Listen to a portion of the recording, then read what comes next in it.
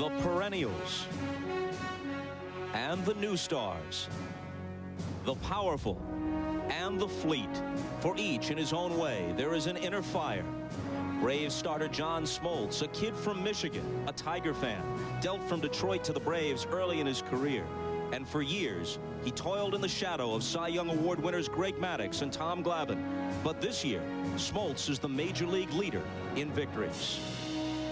Wade Boggs, never the golden ring, always the silver slugger. The 300 average automatic year in and year out. And despite postseason heartbreak in Boston and New York, Boggs remains the timeless hitting machine. After a season of football at Auburn, Frank Thomas realized hardball was his game, and the Big Herd has become a dominant force. His power now legendary, his slugging percentage ranking him among the all-time greats. A triple crown seemingly always within his reach. The National League's top vote getter, Mike Piazza, was the 1,390th player drafted in 1988. A Dodger favor to his father, a friend of Tommy Lasorda. Forced to become a catcher, he became the Rookie of the Year in 1993, and now is the National League's leading hitter. For nearly 2 decades, Ozzie Smith has dazzled baseball with skill and style. The Wizard, an all-star tradition, has set the standard that will forever draw comparisons. In this, his 15th and final all-star appearance, a generation of stars celebrates with him. The All-Star Game is next.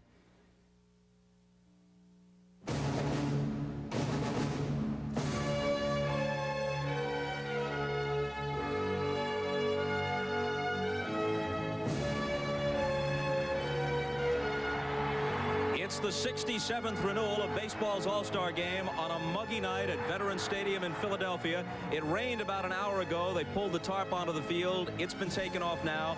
No rain falling at the moment. There is a chance of rain in the forecast. Game time temperature about 80 degrees as the National Leaguers, who have won 2 in a row on the heels of a 6-game American League winning streak, play host to the junior circuit. Hi, everybody, and welcome to the All-Star Game. I'm Bob Costas, joined in a bit by Bob Uecker and Joe Morgan.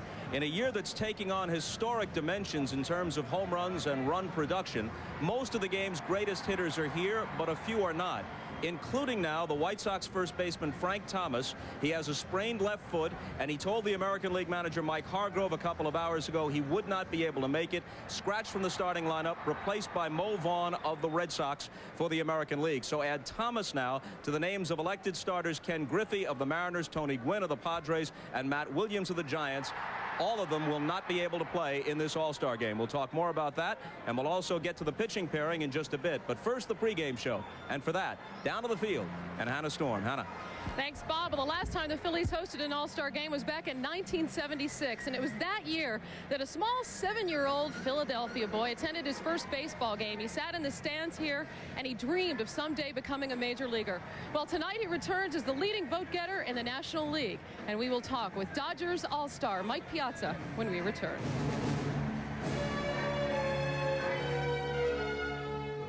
Some men will say anything to impress a woman. I'm a freelance photojournalist.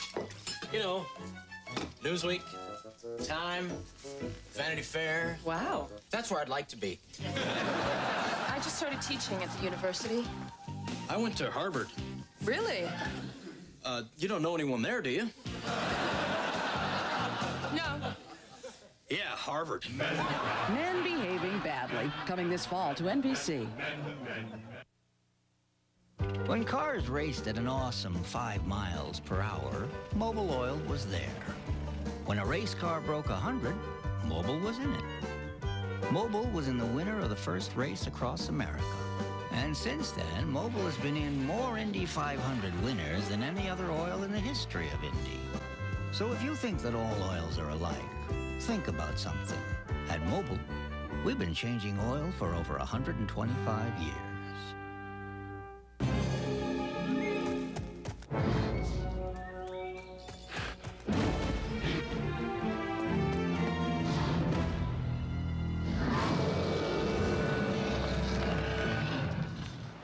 Split it with you?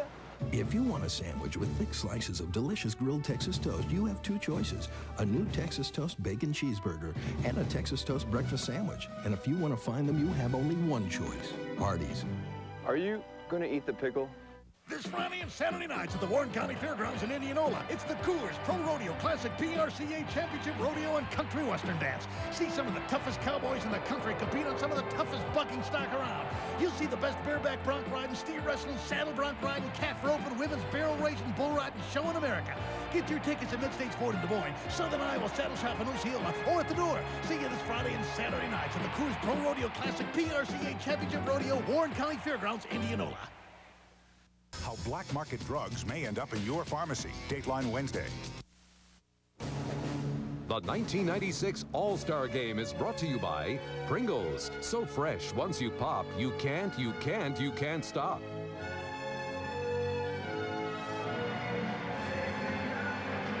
Welcome back to Veterans Stadium. And a young boy who attended many games here, that's Mike Piazza with his brother Vince. They grew up in the Philadelphia suburb of Phoenixville, given the Dodgers jerseys by their close family friend Tommy Lasorda, and given some hitting tips by Hall of Famer Ted Williams. That's when Mike was 12 years old. They had an indoor batting cage at the house, and apparently some of that support paid off way back then. As Mike, a four-time All-Star, joins us now, what are your emotions at returning to this ballpark? I'm just kind of numb. I can't really describe it. I'm just in awe, and to see all family and friends here is a great thrill for me. I'm having a blast. What was your first game like when you came here 20 years ago? Well, I just remember sitting way up in the 700 level somewhere, and Mike Schmidt, who's in the locker room, hitting 2 home runs. And again, I mean, if you know, it's a cliche, but dreams do come true. And I remember dreaming about becoming a major league player and working hard to finally get here. It's just an overwhelming feeling. I know that your close friend and also your manager, Tommy Lasorda, recently suffering from a heart attack, who's sure to be watching the game tonight. Have you talked to him, and is he going to be able to return? He's doing a lot better, and he's starting to get his appetite back. We expect him back soon, so we wish him well. Okay, great. Have a wonderful time tonight. Thank you very much. There will be a large contingent of fans cheering, of course, for Mike Piazza. The other player getting the loudest ovations here at the Vet is Cal Ripken Jr., the All-Star from the Baltimore Orioles, and of course the owner of baseball's consecutive games played streak. However, Cal suffering a scary moment just about an hour and a half ago. We're going to give you the details on that and speak with Cal when we return.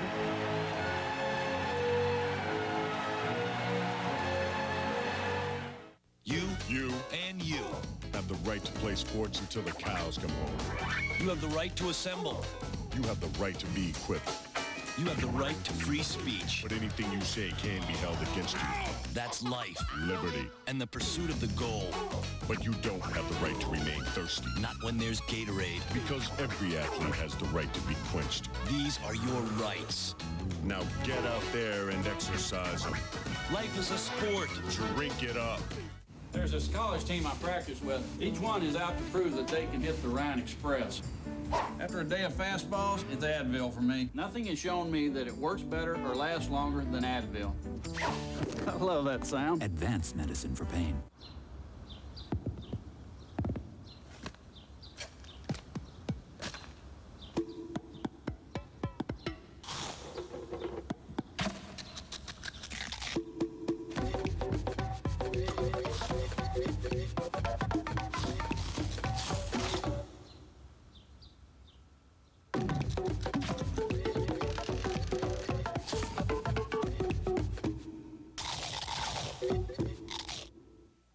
Centrum, it's more complete, a more advanced multivitamin. Centrum's commitment to ongoing research assures you the best nutritional support.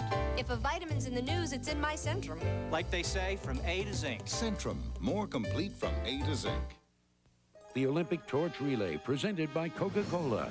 He was the world's fastest human on the track and on the football field. But today, Bob Hayes slowed down just a bit to savor the moment.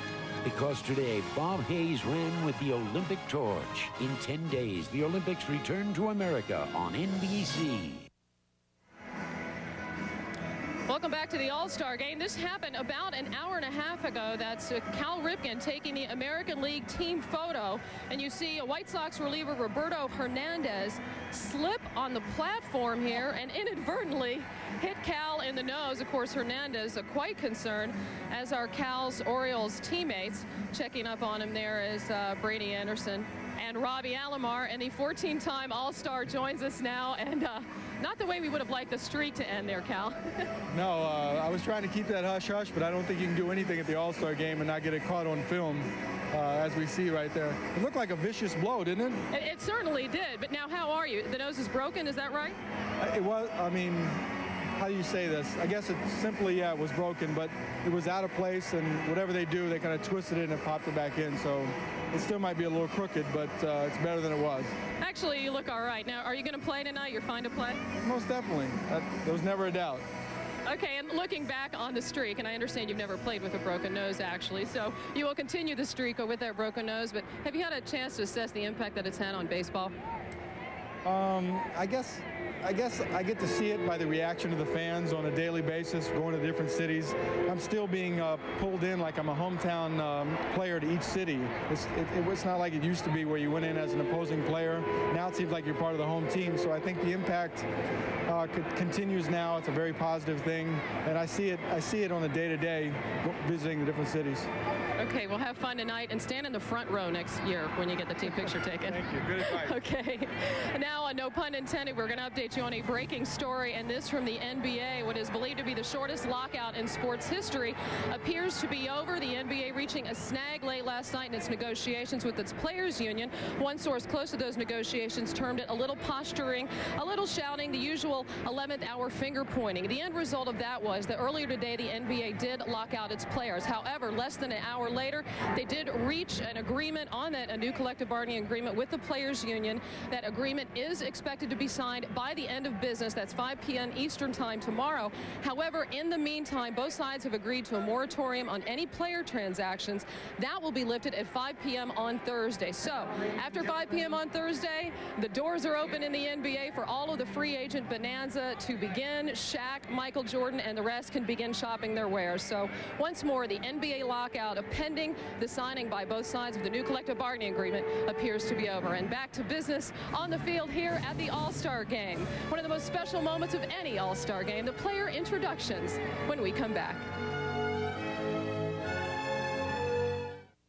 How's your job? Great. There's still a lot of stress, though. You still getting those headaches? Yeah. Yeah, I actually went to the doctor. I thought they might be migraines. He said they weren't. He told me to take Tylenol, extra strength. Tylenol? Not some prescription, huh? The Tylenol works great, Dad. More than aspirin, more than ibuprofen. For headaches, doctors recommend Tylenol the most. You should have come to work for me, Julie. Oh, sure. No stress there. Arm yourself with a new kind of deodorant protection. Arm & Hammer deodorant, the only one that absorbs and then eliminates odor with baking soda. This man used Arm & Hammer under his left arm and deodorant without baking soda under his right. After a full day's work, odor detectors showed Arm & Hammer eliminated odor, while the side without baking soda simply covered it up. That's why we're confident it's a better kind of protection. So arm yourself with new Arm & Hammer deodorant, a better kind of deodorant protection. You know, heartburn medicines have been around for years. First came Tagamet, then Zantac, then Pepsid. But the newest, Axid, now in non-prescription strength as New Axid AR. The only one that says right on its labeling, for many, it can prevent heartburn completely. That's something 2 Tagamet HB, Zantac 75, and Pepsid AC just don't claim. New Axid AR. Proven it can prevent heartburn completely. I can't believe I'm losing my hair back here. Like father, like son. Yeah, right. Look, if you want to regrow some hair, check this out. Rogaine? Don't you need a prescription? Not anymore. How's it work? Rogaine goes to the root of your hair and for some people gets it to grow. What have you got to lose? Nothing, I guess, except more hair. That's been easy to use. And it's starting to work. See, there's room for growth in every relationship. Rogaine, medically proven to regrow hair. On Independence Day, we thought we saved the world. We were wrong. Dark Skies, the real battle begins this September on NBC. Welcome back. Time now for the player introductions at the 67th Annual All-Star Game. Here's public address announcer Dan Baker. Ladies and gentlemen, let's meet the 1996 American League All-Star Team. First, the trainers. From the Kansas City Royals, Nick Swartz. And from the Oakland Athletics, Larry Davis. The coaches. From the Cleveland Indians, Toby Harrah and Jeff Newman. Hi, Tom. All right. From the Chicago White Sox, Terry Bevington. From the Kansas City Royals, Bob Boone. And in the bullpen, also from the Cleveland Indians, Mark Wiley and Dan Williams. And now the American League All-Stars. From the California Angels, pitcher Chuck Finley and pitcher Troy Percival. From the Chicago White Sox, elected but unable to play due to injury, first baseman Frank Thomas. Pitcher Roberto Hernandez. From the Cleveland Indians, catcher Sandy Alomar. Pitcher Jose Mesa. From the Detroit Tigers, third baseman Travis Fryman. From the Kansas City Royals, pitcher Jeff Montgomery. From the Milwaukee Brewers, outfielder Greg Vaughn. From the Minnesota Twins, second baseman Chuck Knobloch. From the New York Yankees, pitcher John Wetland. Pitcher Andy Pettit. From the Oakland Athletics, first baseman Mark McGuire. From the Seattle Mariners, shortstop Alex Rodriguez. Catcher Dan Wilson. Infielder Edgar Martinez. And outfielder Jay Buhner. From the Texas Rangers, pitcher Roger Pavlik. From the Toronto Blue Jays, outfielder Joe Carter. And now, tonight's starting lineup for the American League. First, the manager of the American League from the Cleveland Indians, Mike Hargrove.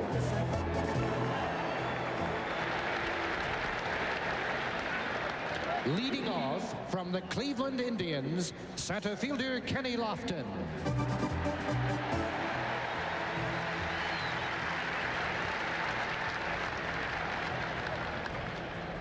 Batting second from the New York Yankees, third baseman Wade Boggs.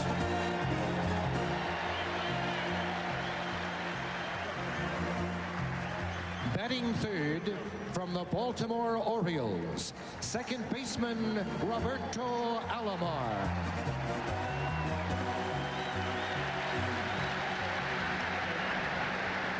Batting fourth from the Cleveland Indians, left fielder Albert Bell.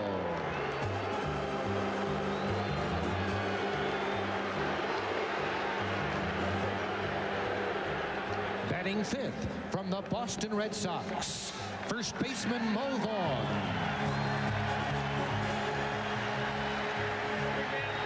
Batting sixth from the Texas Rangers, catcher Ivan Rodriguez. Batting seventh from the Baltimore Orioles, shortstop Cal Ripken Jr.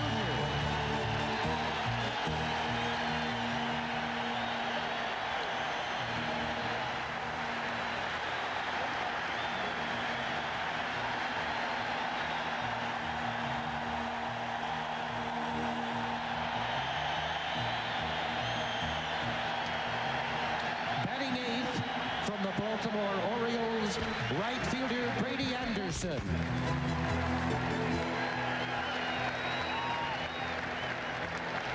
Batting ninth from the Cleveland Indians, warming up in the bullpen, pitcher Charles Nagy.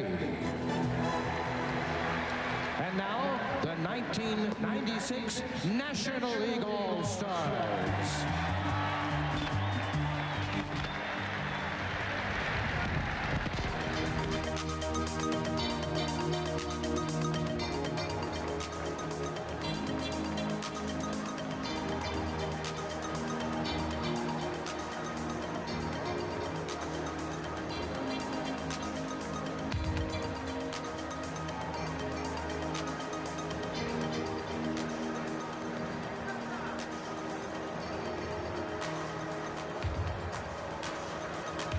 First, the trainers from the Atlanta Braves, Jeff Porter.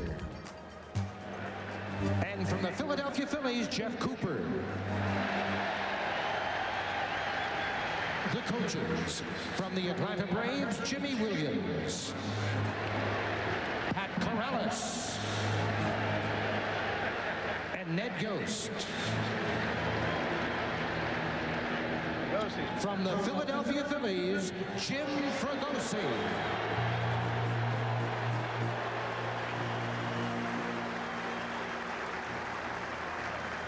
And also in the bullpen from the Atlanta Braves, Leo Mazzoni. And now the National League All-Stars. From the Atlanta Braves, pitcher Greg Maddux. Pitcher Mark Wohlers. And pitcher Tom Glavine. From the Chicago Cubs, pitcher Steve Traxel. From the Colorado Rockies, infielder Eric Young. And outfielder Ellis Burks. From the Florida Marlins, outfielder Gary Sheffield. Pitchers Al Leiter and Kevin Brown. From the Houston Astros, first baseman Jeff Bagwell. From the Los Angeles Dodgers, pitcher Todd Worrell. From the Montreal Expos, shortstop Mark Gretzelonic. Outfielder Henry Rodriguez. And pitcher Pedro Martinez. From the New York Mets, catcher Todd Hundley. From the Philadelphia Phillies, pitcher Ricky Bottalico.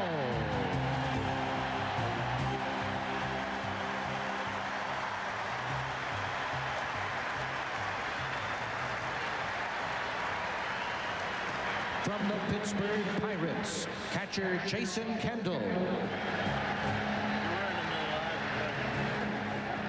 From the St. Louis Cardinals, shortstop Ozzie Smith.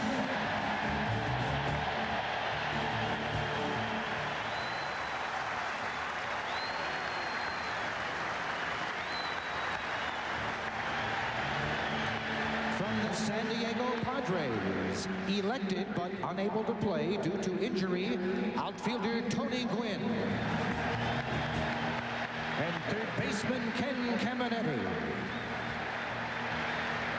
And now tonight's starting lineup for the National League. First, the manager of the National League from the Atlanta Braves, Bobby Cox.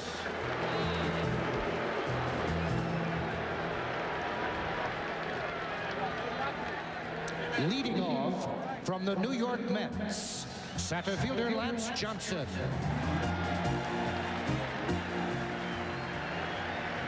Batting second from the Cincinnati Reds, shortstop Barry Larkin.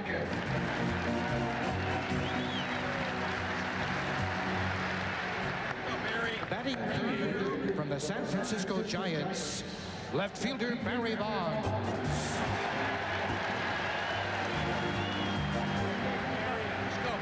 Batting fourth from the Atlanta Braves, first baseman Fred McGriff.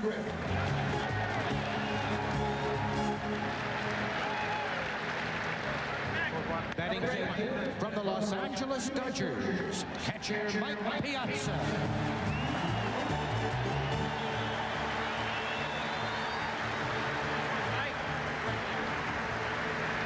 Batting sixth from the Colorado Rockies, right fielder Dante Bichette.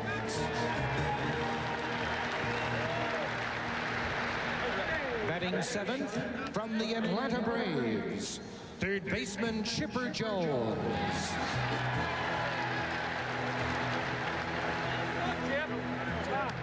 Batting eighth from the Houston Astros, second baseman Craig Biggio.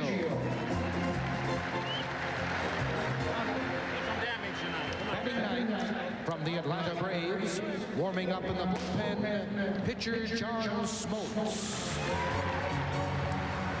Ladies and gentlemen, the 1996 Major League Baseball Stars.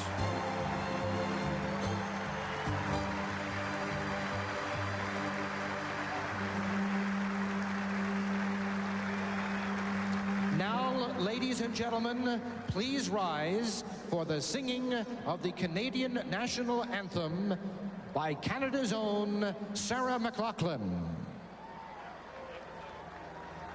Oh, Canada, our home and native land, true patriot love in all our sons' command.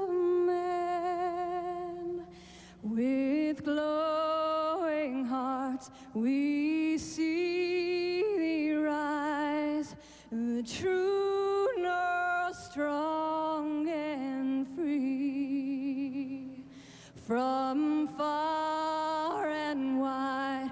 Oh, Canada, we stand on guard for thee. God keep our land glorious and free. Oh, Canada, we stand on guard for thee. Oh, Canada, we stand on guard for thee.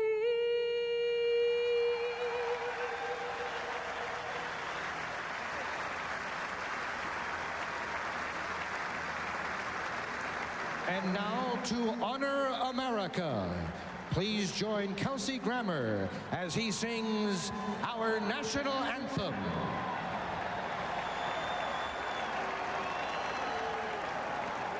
Oh, say, can you see by the dawn's early light what so proudly we hailed at the twilight's last gleaming, whose broad stripes and bright stars through the perilous fight o'er the ramparts we watched were so gallantly streaming, and the rockets' red glare, the bombs bursting in air, gave proof through the night that our flag was still there. Oh, say does that star-spangled banner yet wave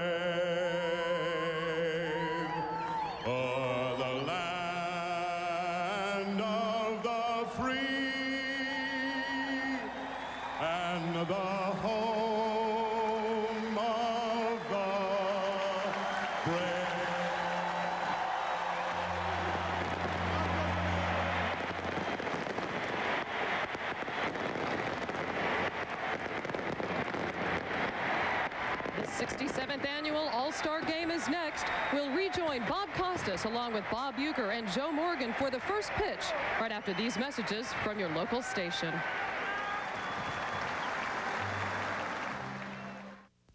It's not easy finding a good man these days. You and I have a lot in common. I had my appendix taken out when I was in... How did you know I had my appendix out? Just the way you carry yourself. You went through my stuff, didn't you?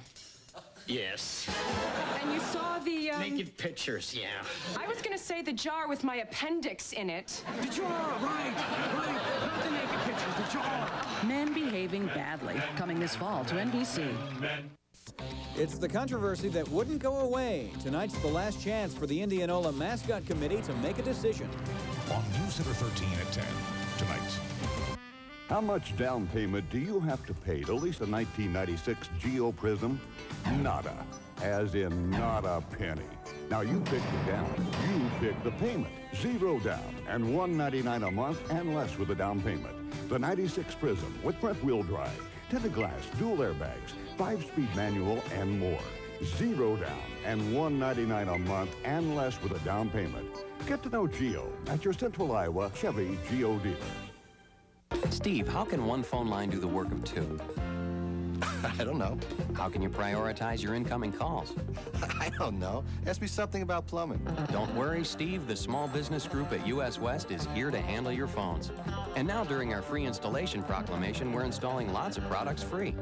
Call us to find out which ones can help your business. After all, you know plumbing.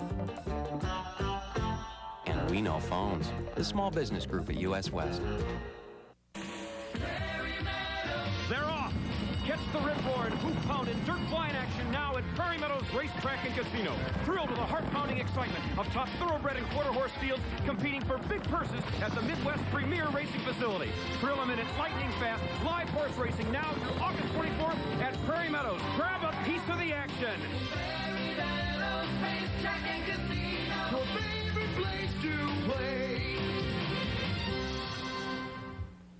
Promises sexual ecstasy. Everyone will turn into a sex machine. It promises to make what you already have 100% better. And we promise to show you if great sex does come in a bottle. Before you do anything, I mean anything, watch Sex in a Bottle on News Center 13 at 10 Thursday. Your most experienced news team tonight on News Center 13.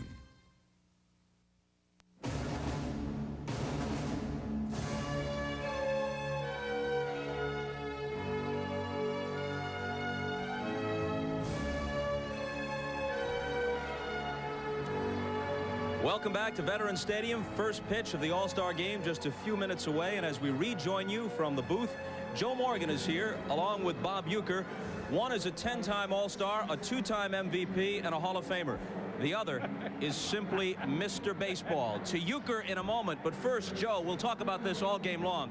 But this outburst of power, it's been building for a few years, but this year, it's out of control. 27 is the record back in 1987 for most major leaguers with 30 or more home runs. At the present pace, 64. Yeah, 64 guys would hit 30 or more. What's going on here? Well, this All-Star Game has a chance to rival a 1971 game where 6 Hall of Famers hit home runs, highlighted by Reggie Jackson's shot on the roof in Detroit. With the exception of the World Series, this is baseball's biggest show, and every player here would like to do something special tonight. In fact, singles won't even count unless they drive in runs. And so I think tonight every player will go to the plate thinking, yes, go for it. Well, that was the National League philosophy apparently last year in Texas. They had only 3 hits. All of them were solo homers. They won the game 3-2. They say that good pitching will stop good hitting, but well, there's an awful lot of hitting here. That's the story, Bob. And tonight a pair of right-handers in Charles Nagy, an 11-game winner with the Indians. He's a breaking ball type pitcher, throws a lot of off-speed stuff. On the other side, you've got John Smoltz. As a matter of fact, it's a rematch from Game 3 of the World Series last year. Smoltz at 14-4, strictly power, great fastball, breaking ball, and a split-fingered fastball to go with it. And here is the lineup that John Smoltz will face. And the change is Mo Vaughn of the Red Sox in. for the injured Frank Thomas. Thomas has a sprained left foot. He played through it in an important weekend series against the Indians and expects to be back in the lineup on Thursday when the second half of the season begins for the White Sox against Kansas City. But he is unlikely to even pinch hit tonight. He simply was introduced. So Bell will hit fourth, and Vaughn starts at first base and bats fifth. The defense now behind Smoltz. Well, you'll have Dante Bichette in the outfield, Lance Johnson. You'll have Dante Bichette in right field, Lance Johnson in center, Barry Bonds in left, Chipper Jones at third, Barry Larkin, Craig Biggio, and McGriff on the right side, John Smoltz on the mound, and Mike Piazza behind the plate. And while we have a chance, here are the umpires. Randy Marsh of the National League will call balls and strikes. Larry McCoy from the American League at first. Charlie Relaford, National League, at second. Joe Brinkman, American League, at third. Left field line, Larry Poncino of the National League, and Chuck Merriweather of the American League will call the plays down the right field line. Muggy night, chance of rain, some fell earlier. Game time temperature around 80. First time the game has been here in 20 years, appropriately in the bicentennial year of 1976. The Vet played host to the game.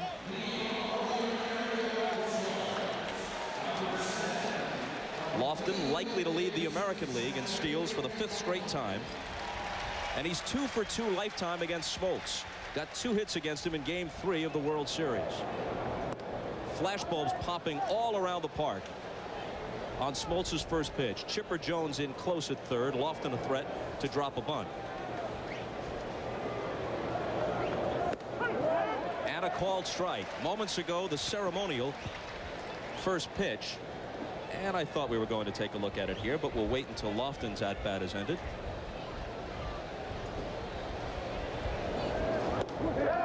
One pitch. They check at third. He did not go around.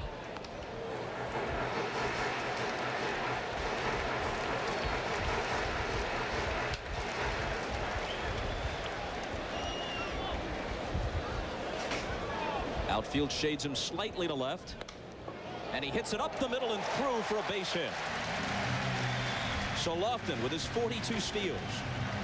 He's more than aggressive. He's often daring. He's aboard to start the game. The ceremonial first pitch. 5 Philly Hall of Famers. Mike Schmidt, Robin Roberts, Richie Ashburn, Steve Carlton, and newly elected Jim Bunning. And all the American and National League catchers came out to be on the receiving end.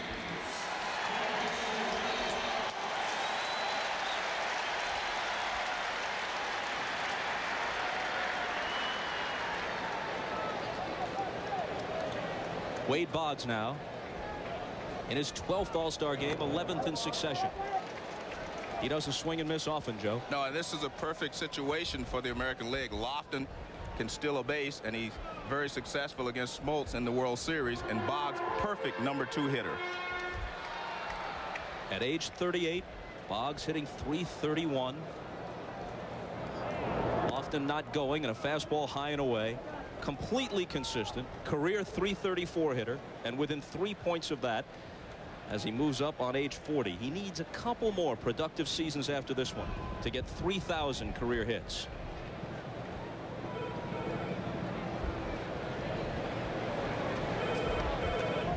He's going on the 1-1 pitch. He had a tremendous jump, and he's in there. You described it perfectly, Bob. He had a great jump on Smoltz, who has a very slow delivery to the plate, as you can see. Piazza has not been successful this year throwing out base runners, but Lofton had such a great jump. He stole that on the pitcher, not the catcher.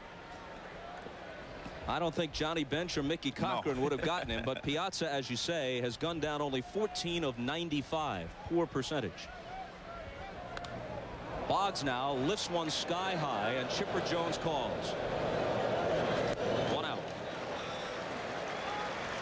On the other hand, the American League starting catcher, Ivan Rodriguez, is a tremendous thrower, one of the best in baseball. Well, I put him in the class of a Johnny Bench, who Joe saw many times, and I had the opportunity to play against. I don't think this guy takes a backseat to anybody in baseball. Piazza may be a little bit better offensively, but Rodriguez, as far as catching and throwing, I mean, he's unbelievable. He loves to throw to bases, picking guys off. He can take a picture out of a jam. He's tough. He really is. He's a great catcher. A strike to Alomar, who flirted with 400, in fact topped it in early June, but he's tailed off and down to 352. Playing with a jammed ring finger on his left hand, hurt it diving head first into first base a few days ago against the Red Sox. 1-1.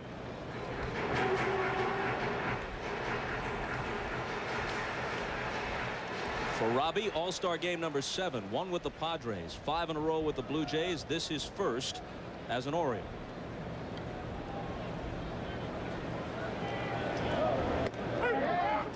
Fastball making Piazza's glove pop. A ball and 2 strikes. Smoltz, at age 29, is appearing in his 4th All-Star game. The loser as a 22-year-old in the 1989 game at Anaheim. Leads the majors in wins, though he has lost his last 3 decisions. This ball is hit hard toward the gap in right center field, and coming on to make the catch is Lance Johnson. Tagging at third is Lofton, and he sprints in there. So Lofton moves up from second to third, but with 2 out.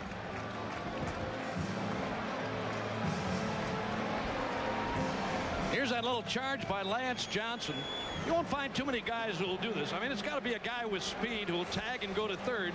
You don't want to take a chance on getting thrown out. Johnson throws the ball pretty well. He got to that one quickly, but Lofton, as you see, in there easily. And a good play by Jones to knock down that throw and stop it. Albert Bell, booed yesterday during the workout, booed during the introductions, booed although at lower decibels as he walked to the plate here in the first. You would think that a guy would get tired of being booed, Bob, and maybe do something about his image. I don't know if Albert thinks he has an image. Well, outside of Cleveland, he might be regarded as the man Will Rogers never met.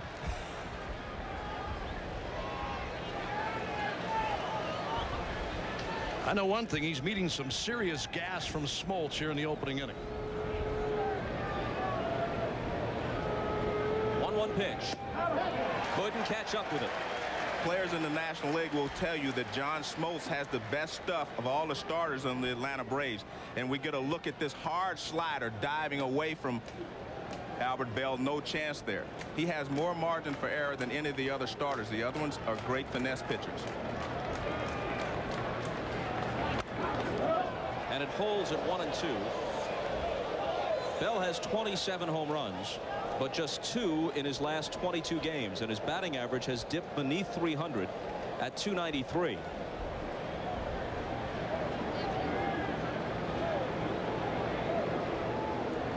Lofton at third with 2 down in the top of the first, and another 1-2 pitch from Smoltz to Bell. Struck him out. Lofton opens with a single, steals a base, but Smoltz strands him after half an inning at the vet. No score. Concentrate. Just concentrate. Think up the middle. This one's going right over the front desk. Introducing soft foam autograph bat and ball sets from Pizza Hut, featuring some of your favorite Major League players like Ken Griffey Jr. Get one set for $5.99. I would say. Junior, bedtime. We've got a game tomorrow. Do I have to? Oh, man. Pizza Hut, you'll love the stuff we're made of. He did it. We have a Buddy Burger, funny fries, and a large Pepsi. No, that's a Buddy Burger. What? Forget the burger. All I really want is a Pepsi. Pepsi. Pepsi. Yeah. Thank you. Need to get that intercom fixed.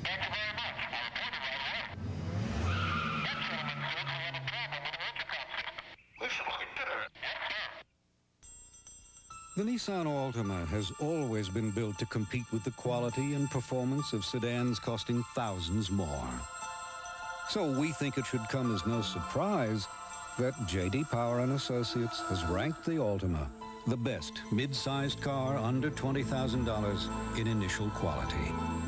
The Nissan Altima, it doesn't just lead its class, it redefines it.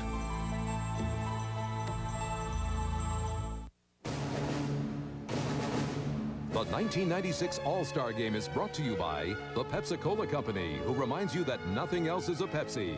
By the year's first Oscar contender, Courage Under Fire, starring Denzel Washington and Meg Ryan, starts Friday. By Pizza Hut, where you can get autographed bat and ball sets delivered right to your door. And by Nissan, it's time to expect more from a car.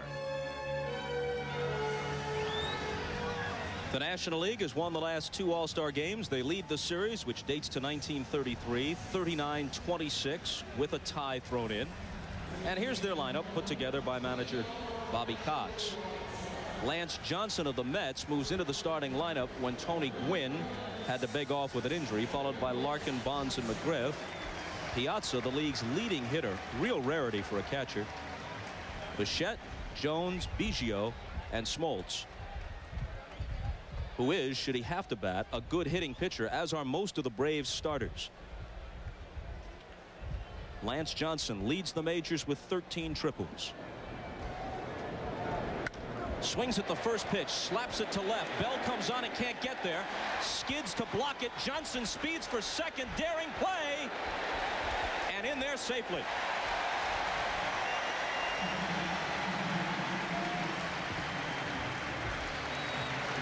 This is what Lance Johnson does best. He swings at the first pitch quite often, but actually 2 good plays here. A good play by Albert Bell. This ball is smoked in the gap in the left center field. Now this is actually a good play by Albert Bell just to keep the ball from going all the way to the wall. Now he gets up and throws to second. He actually makes it a close play, but just good hustle by Lance Johnson beats the throw. So good play by Albert, who's not known for his defense, but Lance Johnson is known for his hustle. Here's 8-time All-Star and reigning National League MVP Barry Larkin. Up and in from Nagy for a ball, even as fast as Johnson is. If Lance Johnson isn't thinking extra base hit from the moment he leaves the batter's box, no chance. No chance. You're right.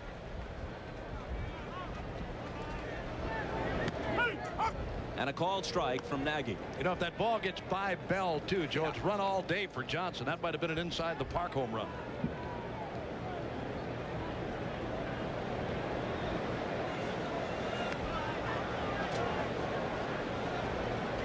Johnson dancing off second as Nagy delivers. Hit to the right side. The runner moves up as Alomar throws to Vaughn to retire Larkin. Larkin always does the little things. That's why he was the most valuable player in the league last year. He will give himself up, hit the ball to the right side as he did there to move Johnson over to third. Well, Albert Belluke is not exactly Gold Glove quality, but a good play here. No, I'll tell you what, a lot of credit goes to Albert Bell for the play right there. But you know, one thing that people don't know about Albert Bell, he's got a great arm. I mean, this guy makes some good throws from time to time. I know once in a while he butchers a ball in the outfield, but he can throw. This will get a run home. Vaughn to Nagy covering. RBI for Bonds on the ground out. 1-0 National League. Well, that sort of tells you that Mike Hargrove feels his team is going to score a lot of runs. They just gave that run away in the first inning.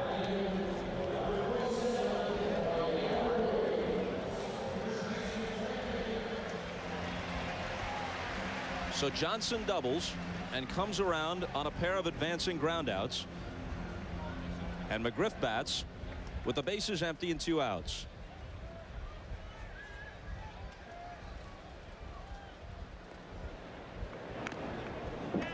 Strike 1 in a tailspin, just 17 of his last 100.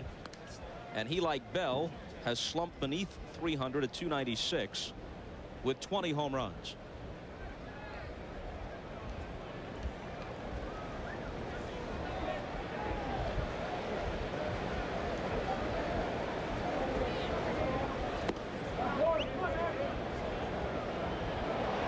They checked at third, and Joe Brinkman said yes, he committed, so it's 0-2 to McGriff.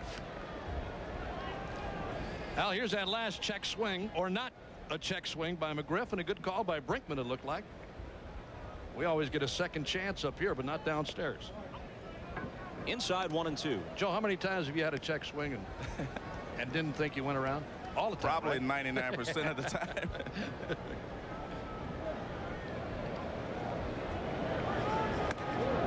Didn't miss by much. Nagy making his second All-Star appearance. Pitched for the American League in the '92 game at San Diego. 11-2 for the year. Fastball up and in, and after being ahead 0-2, now the count is full. Nagy's ERA is 3.53. That might seem unspectacular, but in this year of increased offense, especially in the DH American League, it's the second best ERA for a starter behind Juan Guzman of the Blue Jays. Struck him out. A run comes home, and after one, the National League leads it 1-0. Heartburn medicines have been around for years. First came Tagamet, then Zantac, then Pepsid. But the newest, Axid, now in non-prescription strength as New Axid AR. So effective, it can prevent heartburn completely. And here's the proof.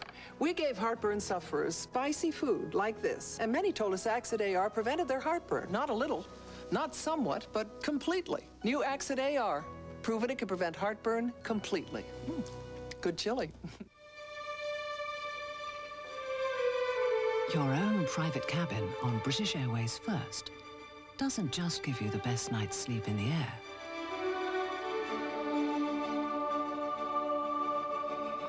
It gives you all the privacy you could dream of.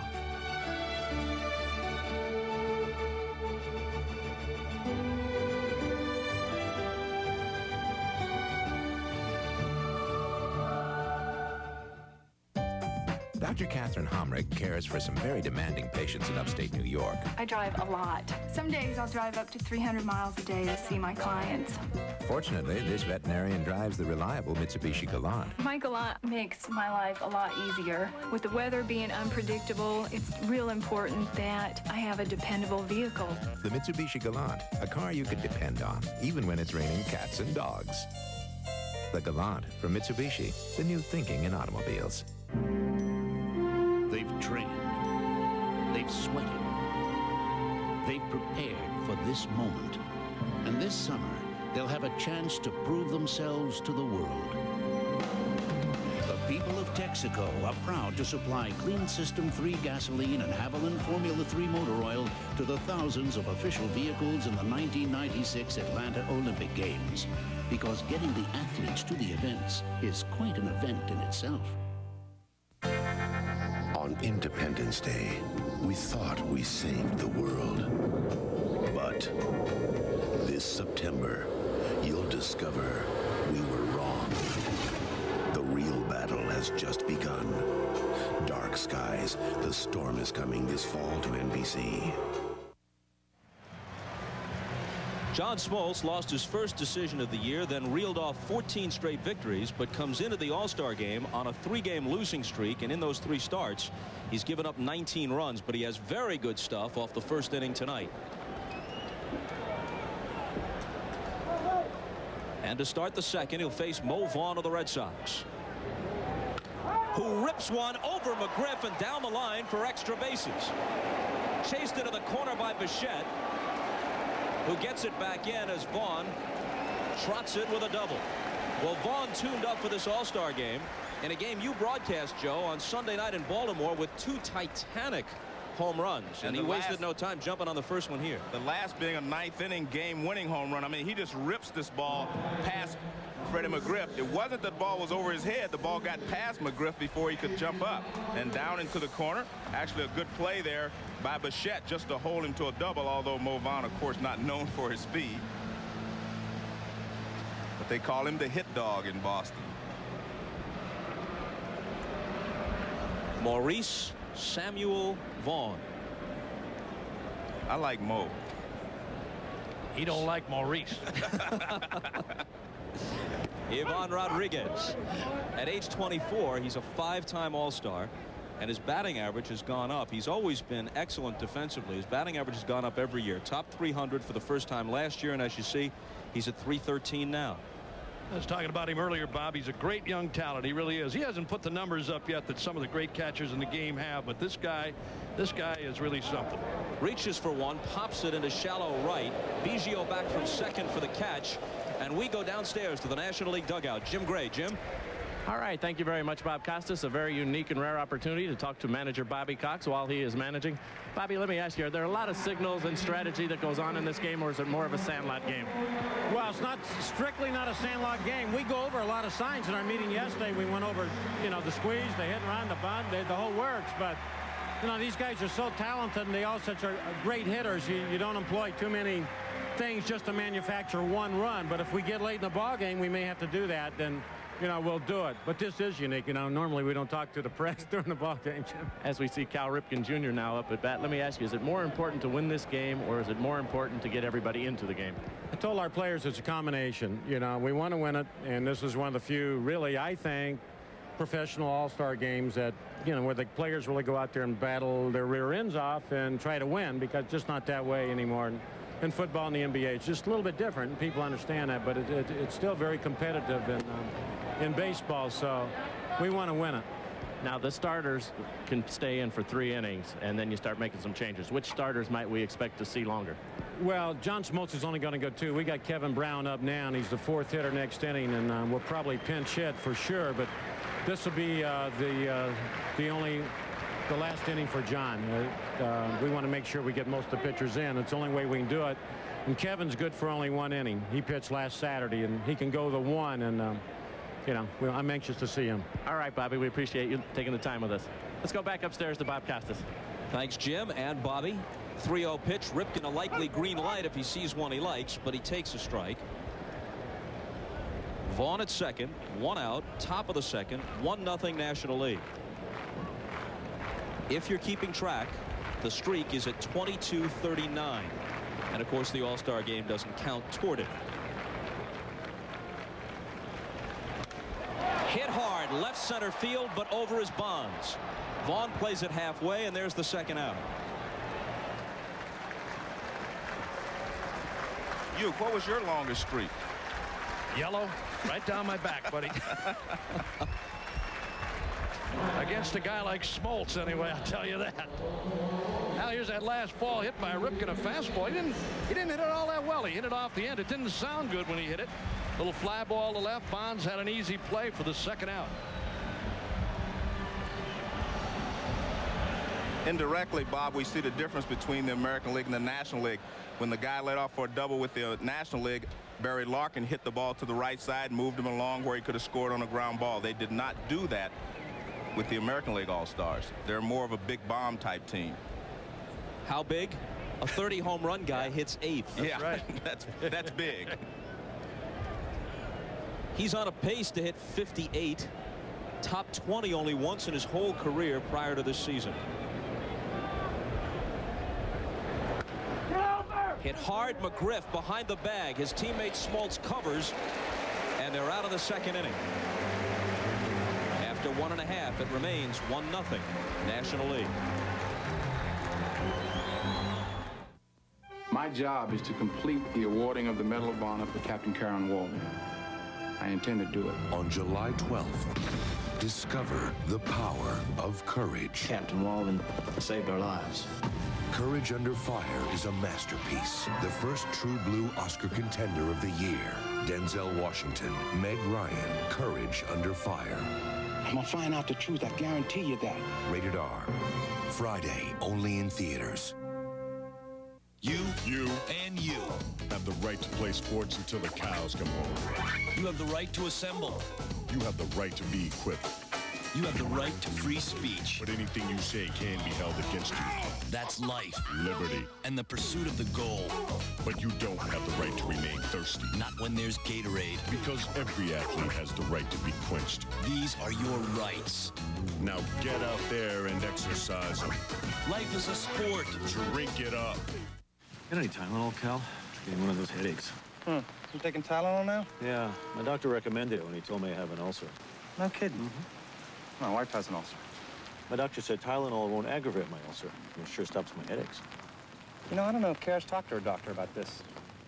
If you have an ulcer, Tylenol is the pain reliever recommended most by doctors. Talk to your doctor. Don't you just love the rain?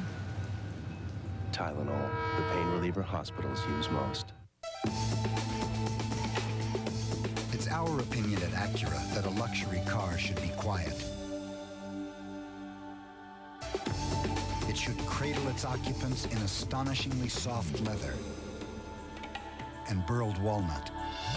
And with a 3.5-liter power plant, it should be anything but a Sunday drive in the park. Introducing the Acura RL, the new flagship from Acura. You can get online with the All-Star Game at www.nbc.com/sports. Who will be there? Why, Gary Carter answering your questions, providing some commentary from this point through the 7th inning. And after the game, live audio feeds, including all the post-game press conferences. Mike Piazza at 363, a rather comfortable lead in the National League batting race. The Rockies' Eric Young is second at 345. Very rare for someone who is a catcher to have a batting average anything like this. The highest full-season batting average for a full-time catcher is 357 by the Hall of Famer Mickey Cochran for the 1930 A's. At the halfway point, Piazza is ahead of that. 1-1. After his first few years in the major leagues, he has done more than any other catcher in the history of the game, and that includes the great players like Johnny Bench, Yogi Berra, all the great players. He has outdistanced them, all of them, his first couple of years in the game. Had a home run in last year's All-Star contest off Kenny Rogers. How many guys are fortunate enough to have Ted Williams come to your house when you're 12 years old?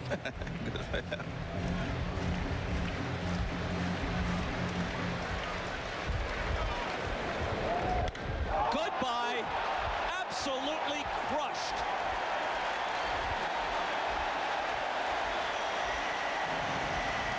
Well, Ted, if you're watching, whatever you told 12-year-old Mike Piazza, he listened very carefully.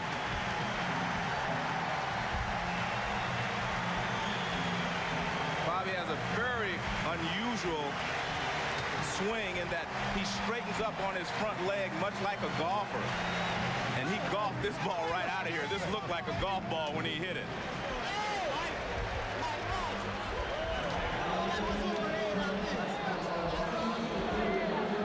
I think the echo is still reverberating around the vet. Here's Bichette. Now watch his front leg. I mean, he straightens right up after he swings. Now just watch his front leg. This is very unusual. Right there, just powerful. And the instant he connected, you knew that one was not coming back. Again, just watch his front leg. This is where he generates all the torque right there. Just a beautiful swing. And it's 2-0 National League. Bichette rolls one slowly to Alomar, who throws him out.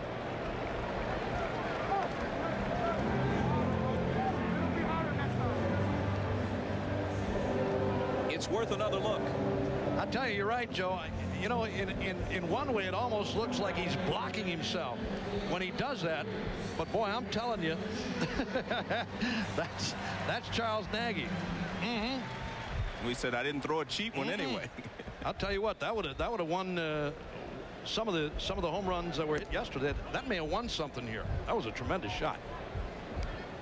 Barry Bonds won the home run hitting contest yesterday in a Bay Area bash-off with Mark McGwire of the A's. Chipper Jones, Alomar to his right, can't get it. And a one-out single. How about that ball McGwire hit yesterday, Bob, in that home run hitting contest? Tremendous blast by Mark McGwire to the upper deck here and left. Calculated at 460 feet.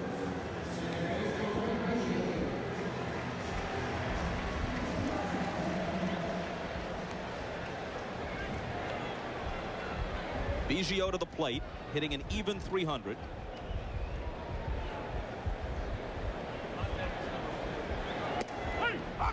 And a called strike.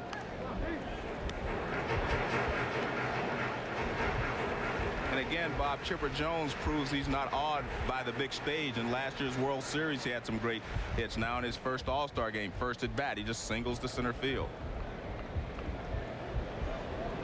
Nagy's 0-1 pitch to Biggio. Squib foul. As Bobby Cox said, he'd let John Smoltz pitch only 2 innings. The 9th spot is next, and Henry Rodriguez of the Expos is in the on-deck circle.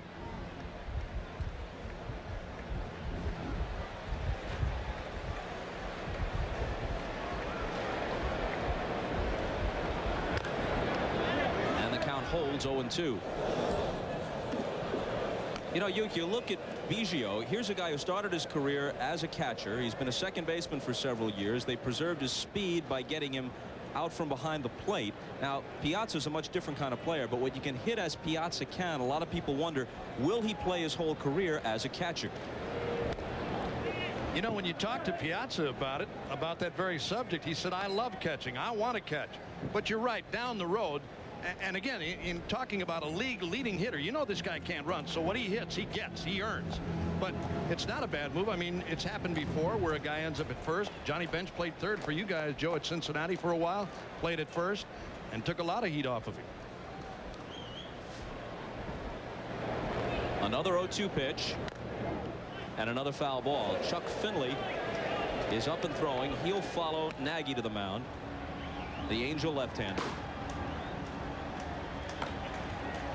But, you know, speaking of Johnny Bench, one of the greatest players of all time, but done by the time he was 34, 35 years old. And his quote was, a catcher's body is like an outlaw on his horse. He's got to ride that nag till it drops.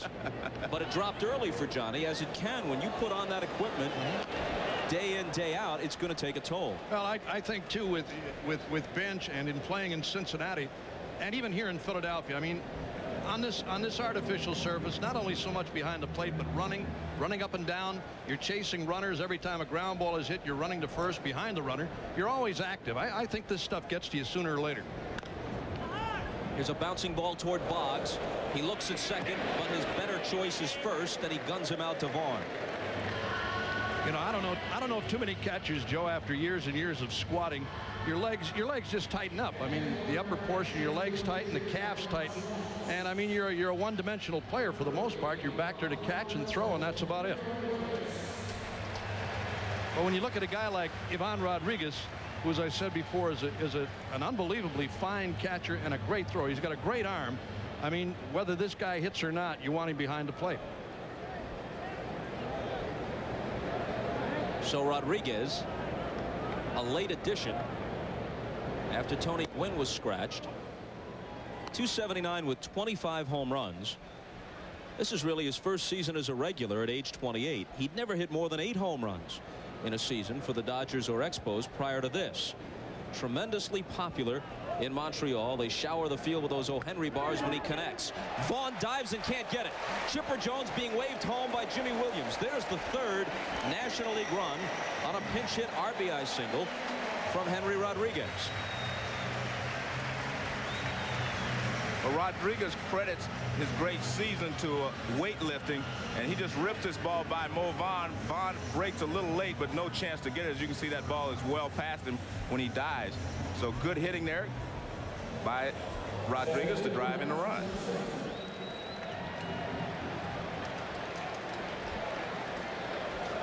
Two-out RBI hit. The inning began with a tremendous homer off Piazza's bat.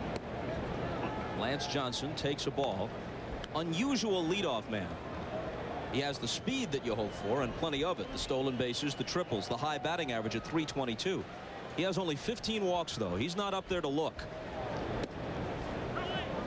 It's a surprise to me, Bob, whenever you say he takes ball one. I mean, Lance Johnson walks up there to hit. He hit the first pitch of the game that he saw tonight, and he leads the league in triples. He does everything with the bat. He does not walk.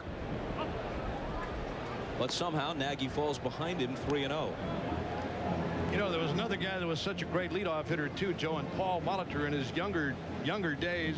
I mean, if you got a guy like that in the top spot, he's got a chance to give you an instant 1-0 lead too, because he had some power. If you throw him a fastball to start him off, he'd jump on it. Now he looks at Jimmy Williams. He was taking all the way on 3-0. He obviously has the hit sign here. Barry Larkin is on deck. And the count runs out full. Can't believe that either.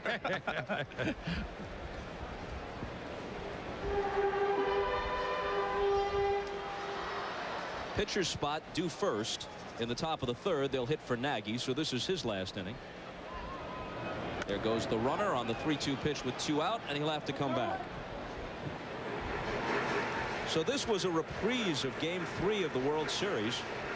when Nagy and Smoltz opposed each other. Mike Hargrove's Indians won that one in extra innings.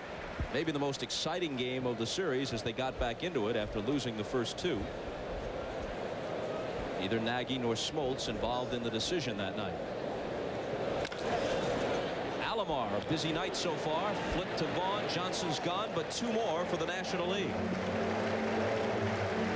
After two, 3-0. Arm yourself with a new kind of deodorant protection. Arm & Hammer deodorant, the only one that absorbs and then eliminates odor with baking soda. This man used Arm & Hammer under his left arm and deodorant without baking soda under his right. After a full day's work, odor detectors showed Arm & Hammer eliminated odor, while the side without baking soda simply covered it up. That's why we're confident it's a better kind of protection. So arm yourself with new Arm & Hammer deodorant, a better kind of deodorant protection. Imagine your feet are under attack by many flesh-eating predators. That's athlete's foot. To cure them all, you have to kill them all. Lotrimin AF, full prescription-strength medicine. The brand doctors recommend most. Lotrimin AF, the killer cure. Get a headache and you could take 4 Advil in the course of a day. Or you could take 6 Tylenol. On the other hand, you can take just 2 Aleve. Says so on the label. It's your choice. Aleve. All day strong, all day long. Its abundance of amenities, including a power moonroof, 6-disc CD auto changer, leather trim seats, and Lexus chrome wheels, raise a rather interesting question. Is the world becoming more luxurious? Or does this car only make it seem so? The ES300 Luxury Value Package.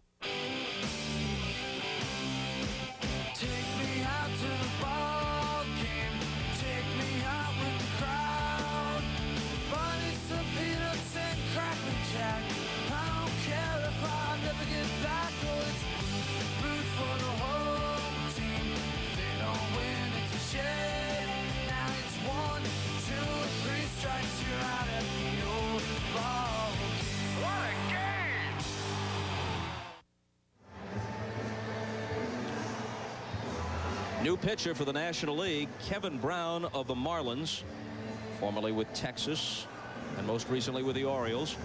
Pitched a scoreless inning and won the 1992 game for the American League in San Diego. It's a crime to pitch this well, to strike out 79 and walk only 16, to have an ERA under 2 and get only 7 runs in the 7 losses and be just a .500 pitcher. It is unbelievable. I mean, he has pitched so well this season, but the Marlins have trouble scoring whenever he's on the mound. They have trouble scoring quite often, but especially when he pitches. Good sinker, slider, but he has an overpowering sinker. It's a heavy sinker, but he has a good slider to go along with it and an occasional changeup. Edgar Martinez, 2-time American League batting champion, probably his only at-bat since he's really a DH. He'll hit for Nagy to start the 3rd. Is he baseball's most underappreciated hitter? So many hitters putting up phenomenal numbers, but what this guy is doing deserves mention. He's on pace to break the all-time single-season record for doubles. Not just break it, but demolish it. At his present pace, with 42 at the break, he'd hit 80. The record is 67. And get this, with the extra base hits, he's got a chance to break Babe Ruth's mark for most extra base hits in a season, which is 119 dating back to the 20s. He is a phenomenal hitter, and what he does best, Bob, is he waits on the pitch and he will drive it to right field. You pitch him inside, he will pull the ball. He finds the gaps. That's why he hits a lot of doubles.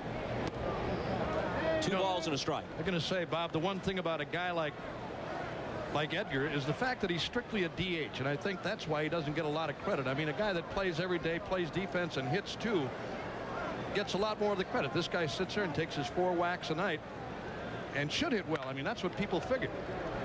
Larkin at shortstop. Throws him out, and we go back to Jim Gray. All right, thank you very much, Bob Costas. I'm now joined by Frank Thomas, 85 RBIs on the year. However, Frank was a late scratch tonight. He hurt his right foot.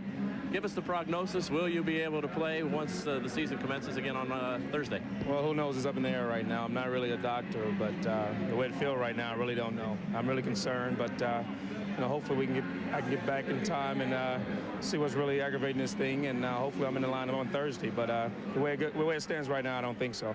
Frank, how disappointing is it to miss the All-Star game? You played in them before, so does it kind of cushion it a little bit? Oh, it's very disappointing right now. You know, the best in the game are here, and I would definitely want to be out there performing. It's the time to perform. It's time to shine, and I'm not able to perform, and it's really disappointing to be here, actually, when you're not playing. As we take a look at Kenny Lofton at the plate, you're chasing the Cleveland Indians. Last year, they ran away with it. What's been the difference this year? Why are you guys so much closer? I really think the key acquisitions are the veterans that we have now. These guys have brought a new attitude to the clubhouse, and they've all done their part, and they've helped pick this team back up on its feet where it was a couple years ago. So, you know, we got a whole new style of ball with Terry Beverden as a manager, and we're having a lot of fun, and hopefully we're going to make something happen for the rest of the season. All right, Frank, we hope you feel better. Thanks for joining us. Thank you, Jim. All right, back upstairs to you, Bob Costas. Thank you, Jim. So if Michael Jordan had stuck with baseball, he could have been, in theory, a teammate of Frank Thomas, since he was in the White Sox organization. But this guy, Kenny Lofton, was a teammate of the Bulls' Steve Kerr.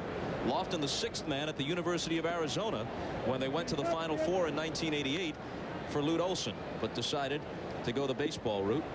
I think he made the wise choice.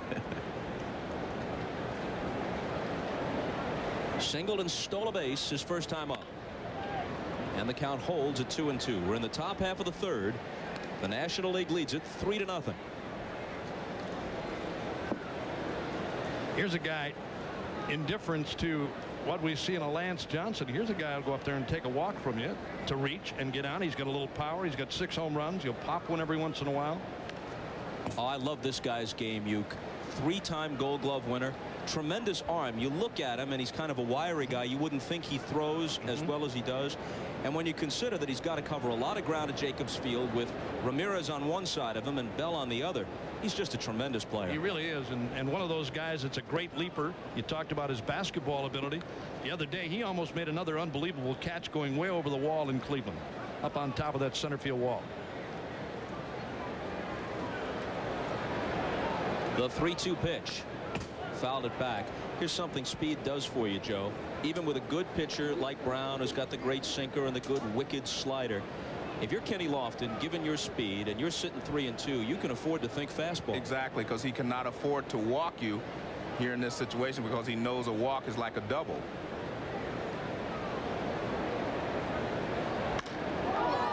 Center field. Lance Johnson retreating to the track. Has it.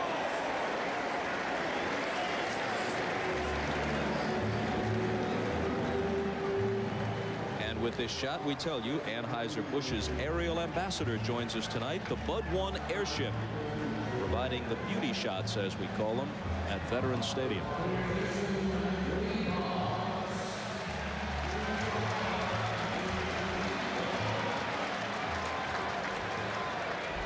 Now Wade Boggs, who popped out his first time.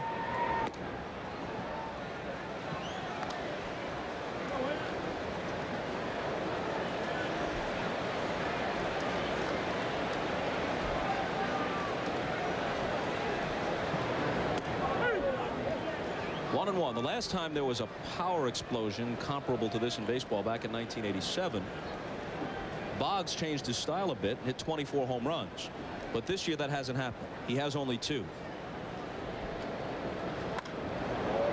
And that's what he usually is looking to do. Slicing this one foul, though, but to take that pitch to the opposite field with that inside-out swing. You're right. That's his style. But he made a point in 87 to show people that he could hit with power if he wanted to. Now watch how level his bat stays through the hitting zone. See that? That's a beautiful level swing. No uppercut there. Lays off the high fastball. 2-2. You know, you're almost doing this guy a favor every time you throw him away. You really do him a favor. I mean, he's going to go the other way on you. And as Joe said, every once in a while, I mean, if he gets something inside off speed, he'll try to hook you. Chopper Larkin has time and has Boggs. Brown comes in, works a 1-2-3 third. Still 3-0 National League. Mr. Buhner, will you play Pepper with me? I can't, son. It's against the rules. How many times have you heard that? Hi, I'm Ken Griffey Jr. When I'm not running the bases, I'm running for president. Vote for me, and I promise to erase every no Pepper sign in America. Mr. Griffey, will you play Pepper with me? Sure, kid. Could you help me out with some swing states? Well, yeah, I guess. Let's shoot every foot in a Pepper game in every backyard. The Nissan Altima has always been built to compete with the quality and performance of sedans costing thousands more. So we think it should come as no surprise that J.D. Power & Associates has ranked the Altima the best mid-sized car under $20,000 in initial quality. The Nissan Altima, it doesn't just lead its class, it redefines it. This Saturday, you are invited to a very special time. Sandra Bullock, Really like to help you with the trial. Samuel L. Jackson. She needed me and I wasn't there to protect her. Matthew McConaughey. We have a duty to seek the truth with our hearts. Kevin Spacey. There is a distinction between wanting revenge and taking it. Do you think they deserve to die? Yes, they deserve to die, and I hope they burn in hell. A Time to Kill. Rated R. His struggles with asthma might have sidelined the average swimmer, which sets Tom Dolan apart from the rest. The favorite in the 400 individual medley, one of the 3 grueling events he's determined to conquer. His dreams take him to the Olympics on NBC. We have a mic on Bobby Cox, and we'll listen to his reaction as Wade Boggs slices this one foul on a pitch from Kevin Brown. Damn, Boggsy can't get around a fastball or a changeup. Said in jest, of course. Of course. Too bad Boggs doesn't have an earpiece. Larkin takes a strike from the new American League pitcher Chuck Finley, the 33-year-old Angel veteran who's 9-7. Big curveball, and his outpitch the forkball. Because of the forkball, he leads the American League with 11 wild pitches. He's got that baby diving into the dirt.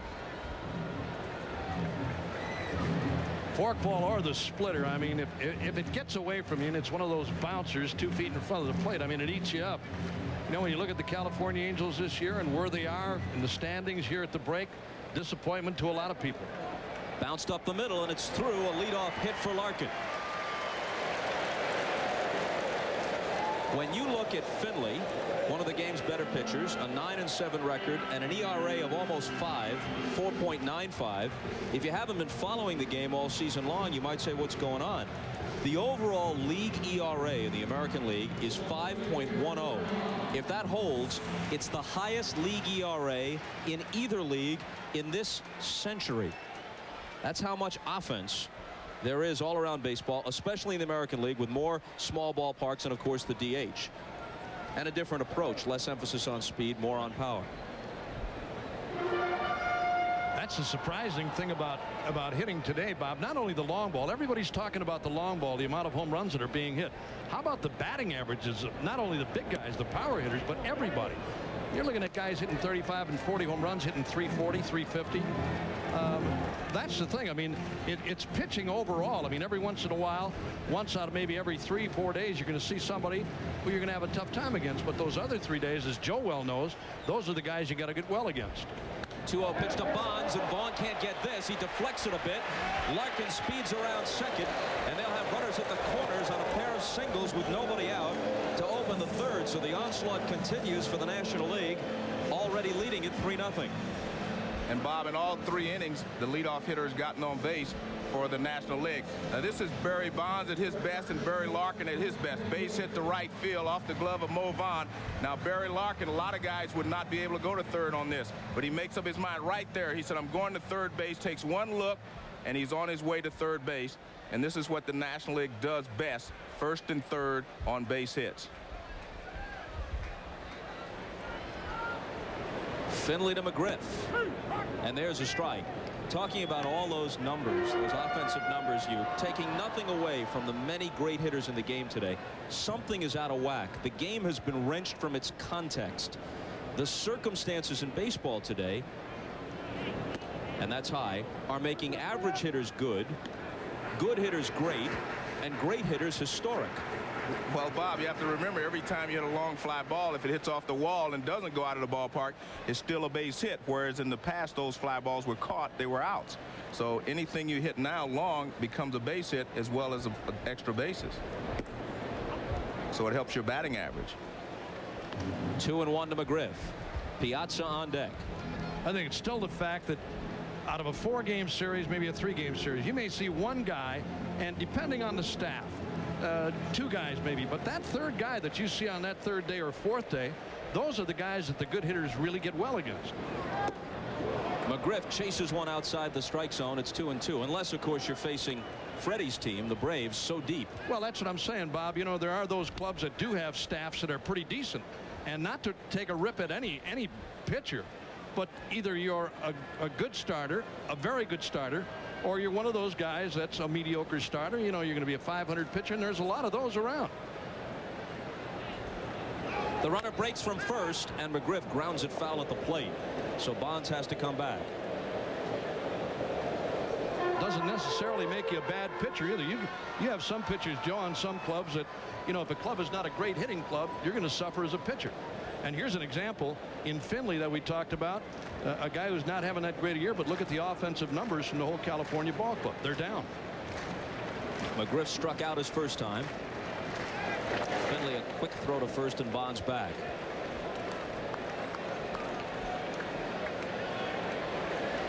Well, there's the obvious dilution of pitching because of expansion. The smaller strike zone, the smaller ballparks. The batters beefing up with the weight training and swinging thin-handled bats with the tops cupped out, so the amount of energy through the hitting zone that these big strong guys can generate with these lighter bats, with all of the mass of the bat pretty much concentrated in the sweet part of the stick, those are all factors.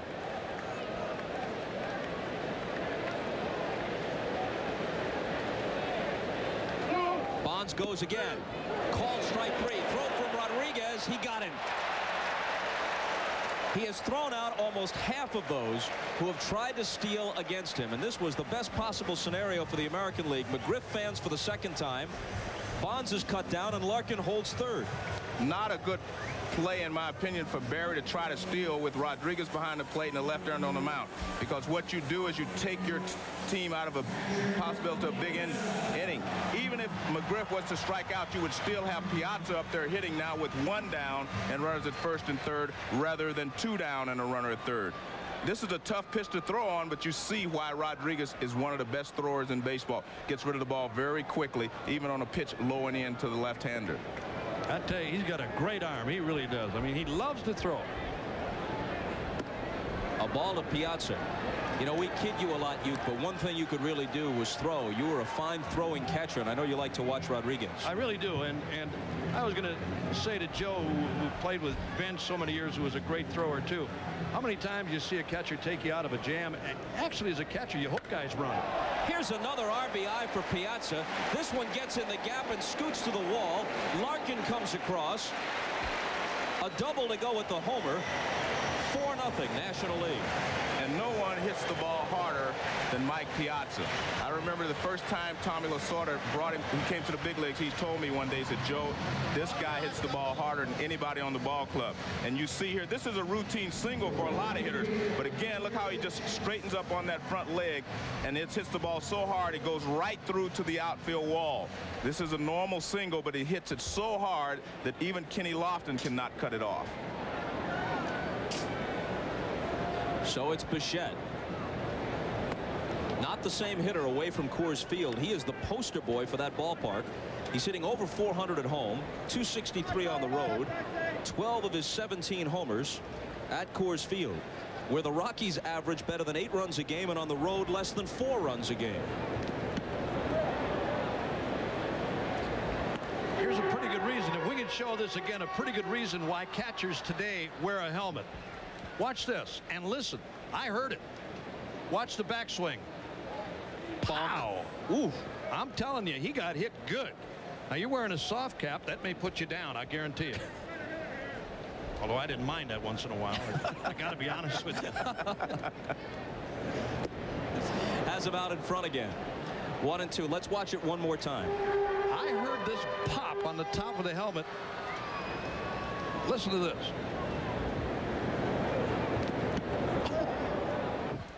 Didn't even faze him. You got to be a dog to be a catcher. Well, they don't call them the tools of ignorance for nothing. I'll tell Pudge you said that. He loves you. But you know, the pay for all that misery is so much better than it was in your day. Oh yeah, you're right. But I mean, we were dumb back then. We didn't want to wear helmets. I mean, how dumb were we? Didn't want to wear the extension on the mask, you know, that down below to cover your chin and protect you down there. Here's a guy, Rodriguez, too, one of the few guys that wears that protective pad over the right shoulder. There you see him. He's right in there. Benched 10 times. What a player. Bob Boone, who's here tonight as a coach. Full count to Bichette. Well, we've seen each catcher at his best. Rodriguez is a fine hitter, but defense is really his strong point. He throws bonds out trying to steal. Piazza, a great hitting catcher, launches a tremendous home run and then doubles home a run with a shot into the right center field gap. The 3-2 pitch struck him out. But the National Leaguers have scored in every inning. They lead 4-0. Back after this from your local station. Some men have a knack for gourmet cooking.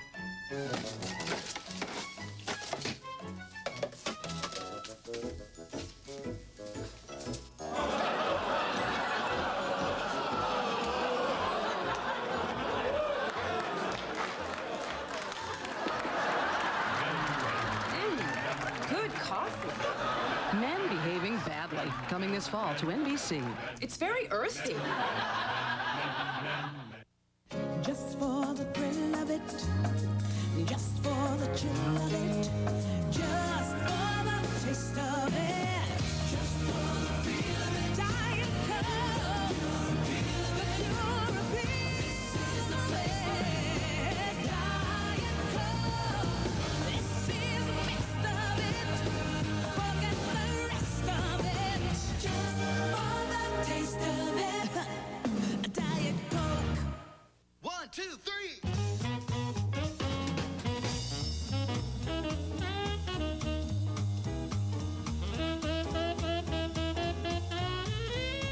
Fazoli's Italian Trio, Fettuccine Alfredo, Baked Ziti, and your choice of garden salad or lemon ice for just a little do-re-mi. Fazoli's Real Italian. If you're thinking about buying a brand new car, your Central Iowa Chevy Geo dealers have a grand idea. Buy a new Geo Prism and we'll reduce the cost by $1,000. No haggling, no strings, no kidding. $1,000 off. Your new Prism comes equipped with all these features and more. And for a limited time, $1,000 consumer cash or 3.9% financing. Geo Prism. It's a grand time to get to know Geo at your Central Iowa Chevy Geo dealers.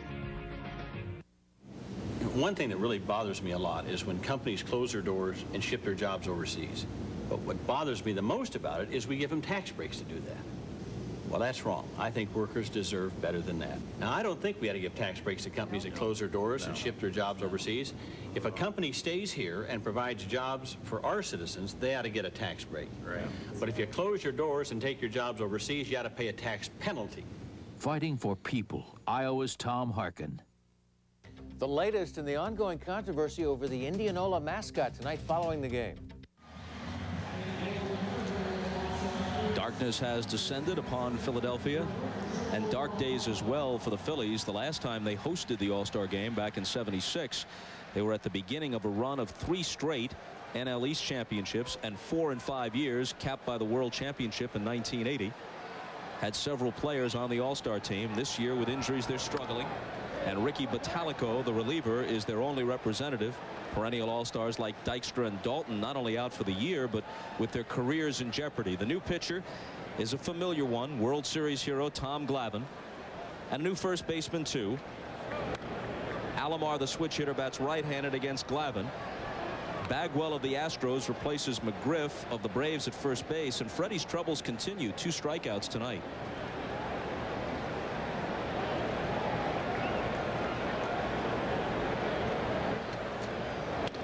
Alomar reaches for it, rolls it to Chipper Jones. It comes up on a nice hop, and he throws him out.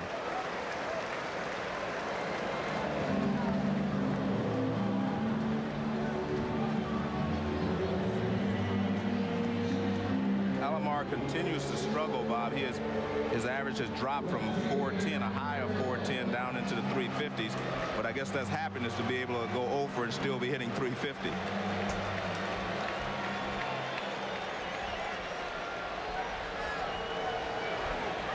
Bell struck out against Smoltz his first time up. So he comes to the All-Star game, and the first 2 guys he has to look at are nightmare reminders of last October.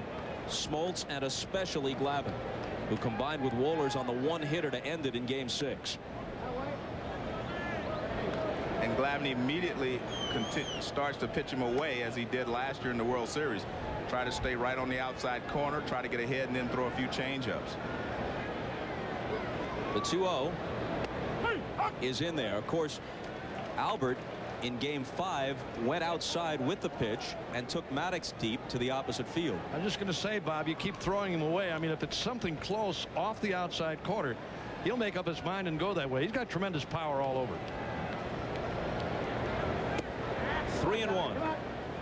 When you talk about the pursuit of Roger Maris, whether it's Bell or a healthy Griffey, Brady Anderson, Mark McGwire, whomever it may be, of course, we never know what might have happened had 1994 been played to completion.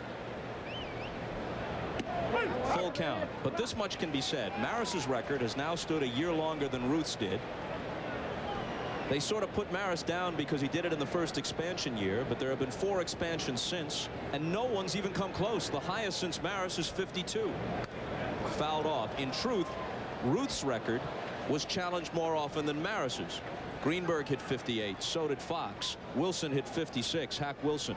Kiner made a run. Mantle made a run. No one really has gotten into September truly flirting with Maris's mark.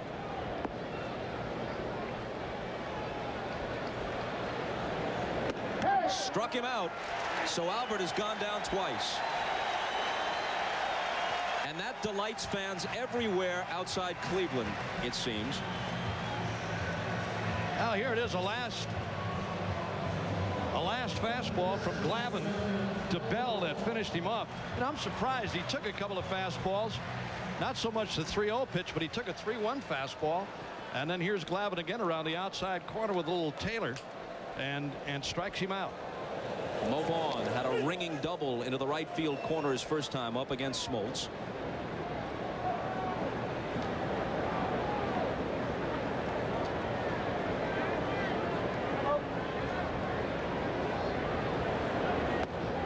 Since Vaughn's double, 8 straight American leaguers have been retired. You know, you almost look at a guy like Glavine here, Joe, and he says to you as a hitter, until you show me you can hit it, I'm going to keep throwing it to you. Yeah, but he changes speeds. One fastball's 89, next one's 85. And all 3 of these pitches have been fastballs to Vaughn, as we see Ricky Bottalico warming up in the bullpen, but they've all been 3 different speeds. 2 out, nobody on, 1-2 pitch.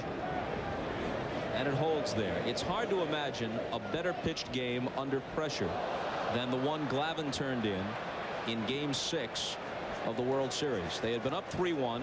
The Indians had an emotional victory at home to send it back to Atlanta. The Game 7 matchup would have been Nagy against Smoltz, and the Smoltz of last year was not the Smoltz of this half season.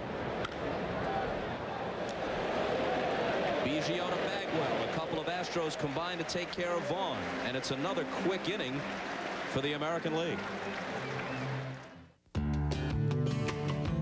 There was a time when we didn't have a worry in the world. Today, well, we seem to be making up for it. That's why you need Chevy Lumina, a car so well engineered and affordable, you could have it paid off long before it needs its first tune-up. Chevy Lumina, Because nobody's got enough money, and everybody's got enough worries. The cars more Americans trust. Genuine Chevrolet. They came with a message. What is it you want us to do? Now, it's our turn to send one back.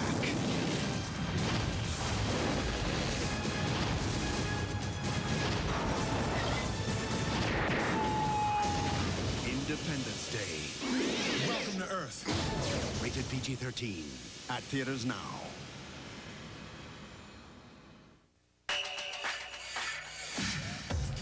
Together we are better than we could ever be alone. We'll be a team forever. The world is ours to own. You're a part of me. That's the heart of me. Dr. Pepper, you're a part of me. Ooh, yeah. How's your job? Great. There's still a lot of stress, though. You still getting those headaches? Yeah. Yeah, I actually went to the doctor. I thought they might be migraines. He said they weren't. He told me to take Tylenol, extra strength. Tylenol? Not some prescription, huh? The Tylenol works great, Dad.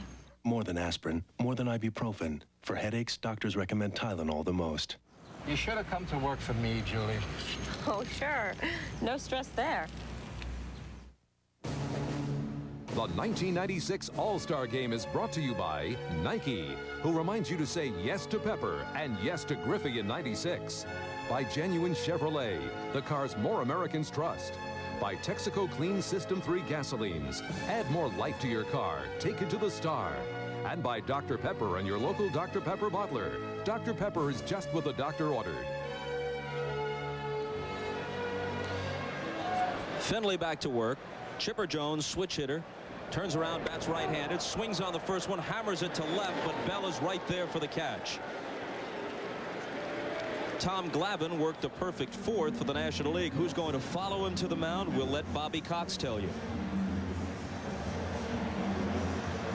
Bring your boy in next inning, Jimmy. Botalico. Yes, sir. So there's the Phillies' lone representative. He'll get a great reception. His manager, Jim Fregosi, one of Bobby Cox's coaches tonight. And you also saw Johnny Padres, who's the National League's honorary captain. Earl Weaver, the honorary captain, new Hall of Famer, great Oriole manager. He's the honorary captain for the American League. There's Padres. And this one is lifted by Biggio into the seats.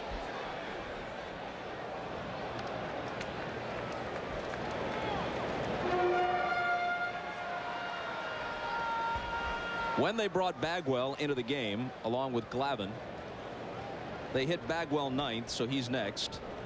And Glavine is in the fourth slot, vacated by McGriff. Still 0-2.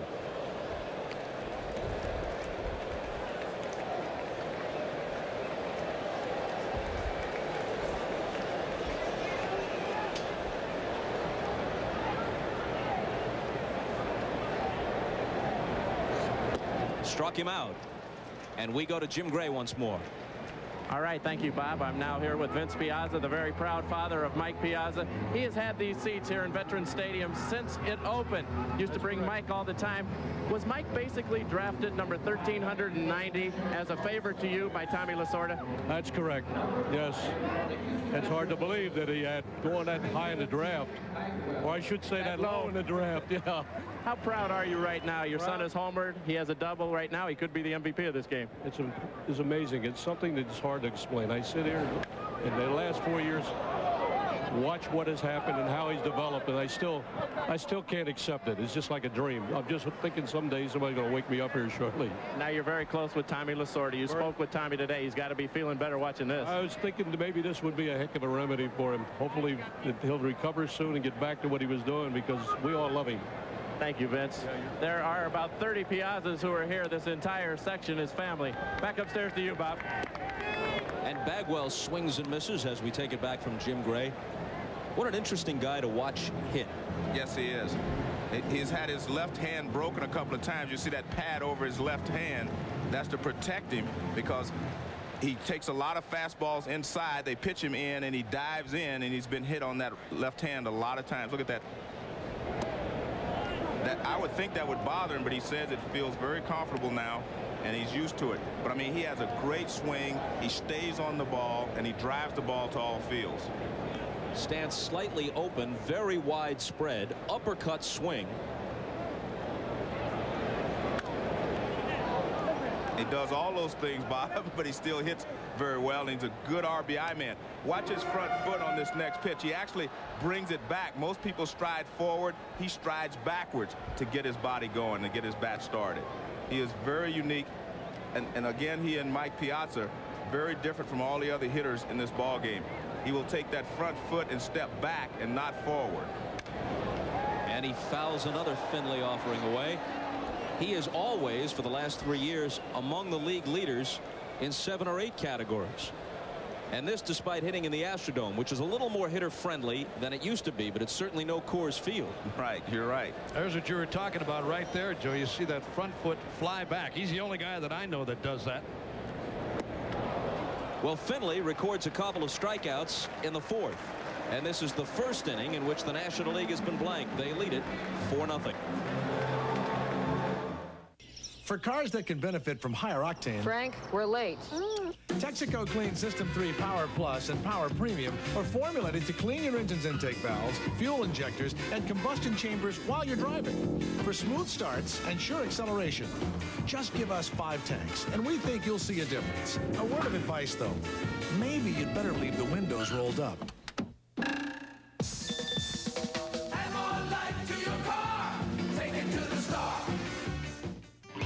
I love yard work.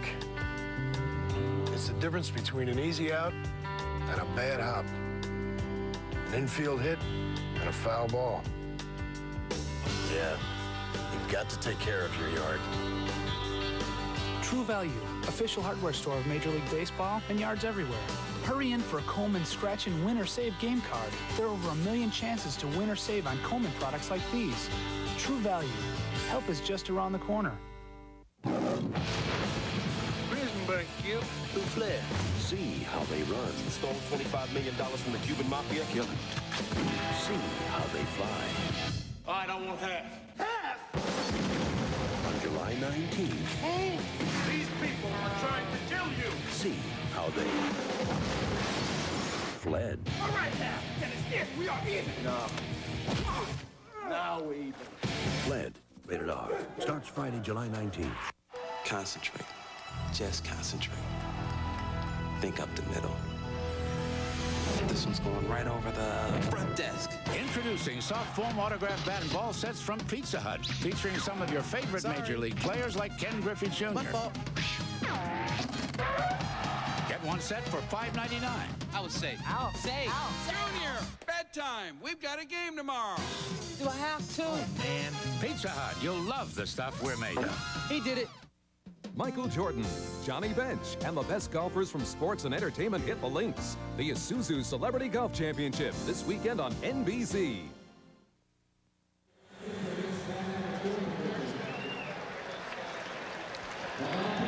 On to the 5th inning at the Vet. The National League leading 4-0. And the ball handed to the Phillies representative, Ricky Bottalico. 2-4, but with 20 saves, as you see, and that's 3rd best in the National League. Bobby throws hard and has a great curveball. Warm reception for him on a warm night in Philadelphia. New 3rd baseman, too. Ken Caminiti added to the team when Matt Williams, the elected starter, was scratched because of an injury. He's in now at 3rd from the Padres. When Tony Gwynn got hurt, the Padres didn't have an active player on the squad, and it would have remained that way had Williams not been scratched. Rodriguez cuts and misses. 0-2. This guy was one of the most excited guys in this ballpark yesterday. Bottalico in the clubhouse, watching him, Joe, walk around and look at all the other players and talk and meet some of these other guys, not only national but American leaguers too. Rodriguez, another guy, Alex Rodriguez, the kid shortstop from Seattle, in total awe here with this all-star gala weekend and everything else that went into this thing. Weekend prior to it, 3-day break, everybody excited here. Metallico's 1-2 pitch. Struck him out. Auspicious debut. Now, Joe said he had a good breaking ball, and that's what I think it was on Rodriguez. Got an excellent curveball. He popped a couple of good fastballs on him, and here's the last pitch. Breaking ball down low and away, and he chased it.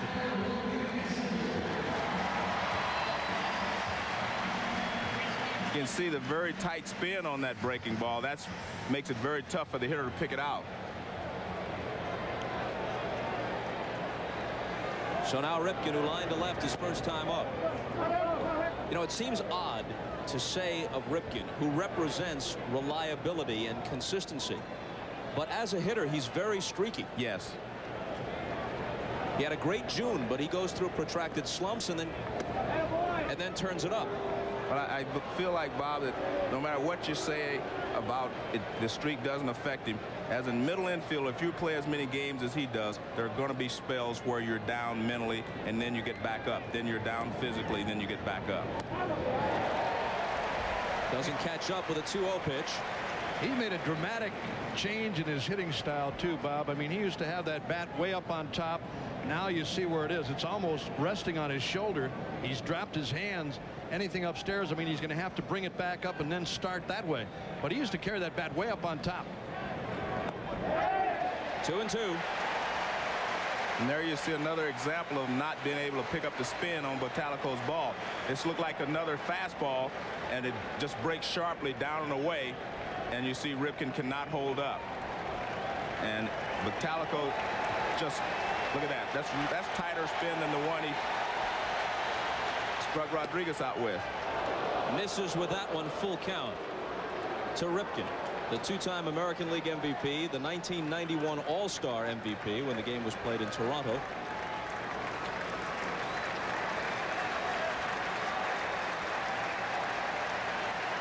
Metallico fanned Rodriguez. And Ripken lifts this one to left. Barry Bonds over toward the line and call it. There's the second out.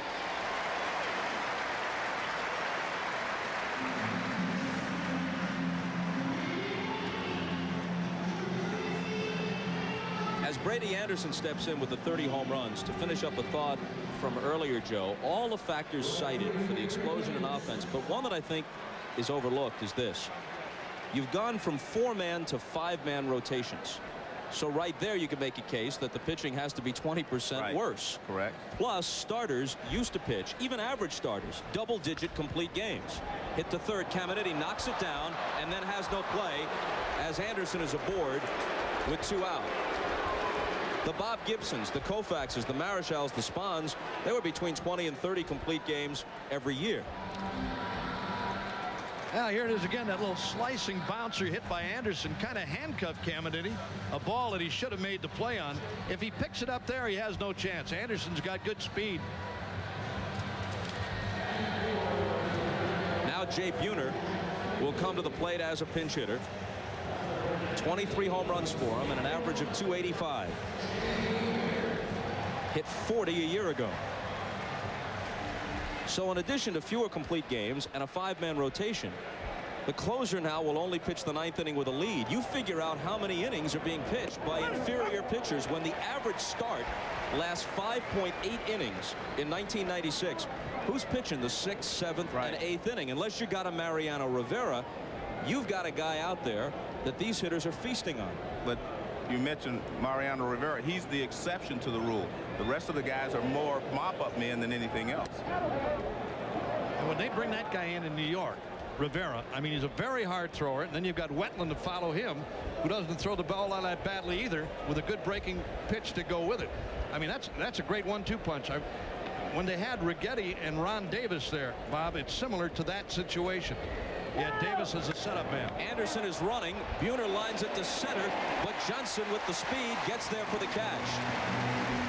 At first, he didn't apparently realize how many outs there were. That ends it, Lance. Job well done. We'll be right back. I think Ken Griffey is spending too much time on the field, not enough time on issues like the flat tax. No pepper? I say yes to pepper.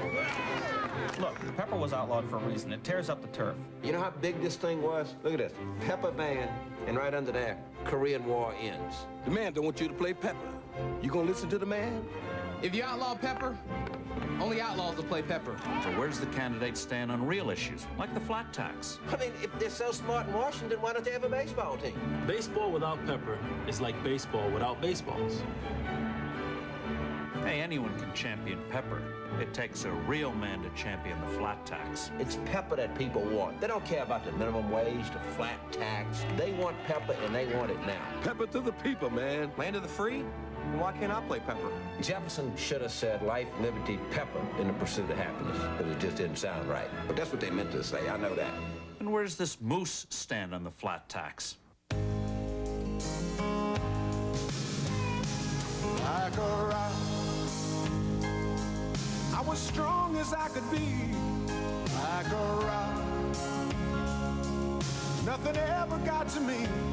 At the end of the day, there's only one full-size pickup that's best in initial quality. Like a rock. Chevy CK. It's a dirty job, but somebody's got to do it. This summer, Doug Kinney is getting duplicated. Your clone. He's got one for work. Yeah, it's me. It's you. It's us. Oh, hold on a second. Too busy to talk to myself. One for home. I get the dishes, now drive the kids to school. Thanks. And one... We made a copy of a copy. It's not quite as sharp as the original. Too many. Is he safe with that razor? We take the blade out. It's cute, I think. Multiplicity. No more Dougs. That's it. This is plenty, I think. Rated PG-13. Special sneak preview Sunday night. Join Bob Costas for a prelude to the games. Michael Johnson in pursuit of double gold. Is he the greatest of all time? Tom Dolan, America's top hope in swimming. Can he overcome asthma to win gold? Plus the Dream Team and much more. The Sports Illustrated Olympic Special. Wednesday night, July 17th on NBC. It rained about an hour before the game. The tarp was on the field. Not a drop has fallen since game time. Jay Buhner, who pinch hit and lined to center, stays in the game, occupying the 9th spot in the order, and in right field now with Brady Anderson out for the American League, and Roger Pavlik is the new pitcher.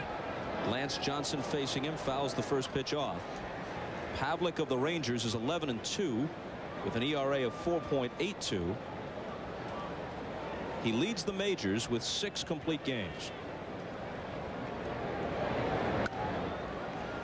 That'll also make the seats.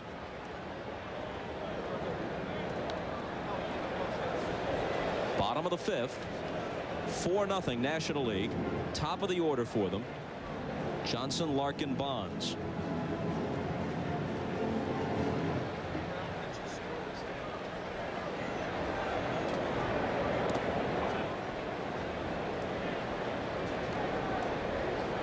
One and two.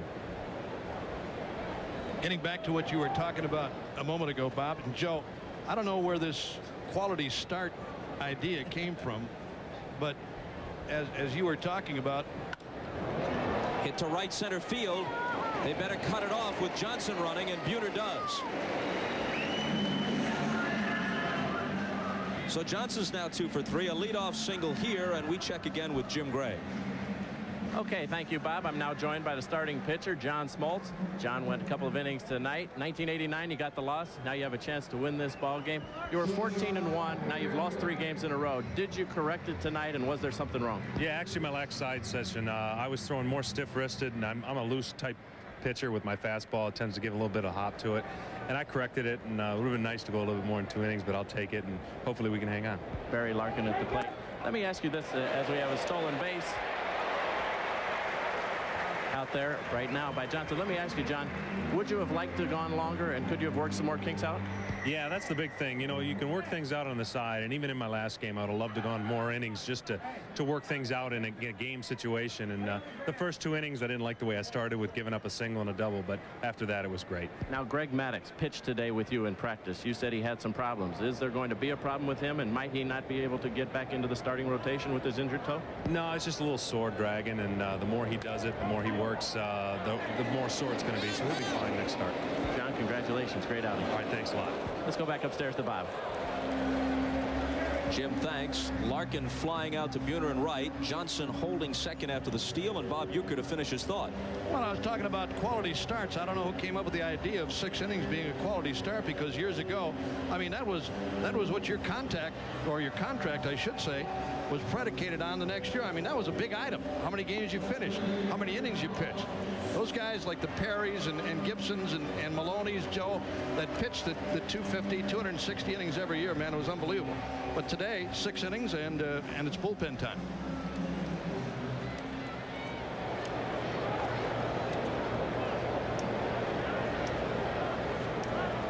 Bonds at the plate. Caminiti on deck, and Johnson breaks for third on the first pitch. Rodriguez's throw, he is gone. Man, with a left-handed batter at the plate and Rodriguez throwing, I don't care how fast you are, you better think twice about that. Well, I think they've made 2 poor base running choices here. He's got a clear shot at him because Barry Bonds is left-handed. I mean, he's out by a long ways here. I mean, normally it's a close play at second or third, but he got a pretty good jump, but Rodriguez just comes up and fires a bullet down there, and it's there just right now, so you have no chance. It's been a great showcase so far for Rodriguez and Piazza. I'll tell you, this guy can throw as good as anybody I've seen. And right on the bag. I mean, sometimes a play like that and a throw like that handcuffs an infielder. Boggs made a nice play to grab it.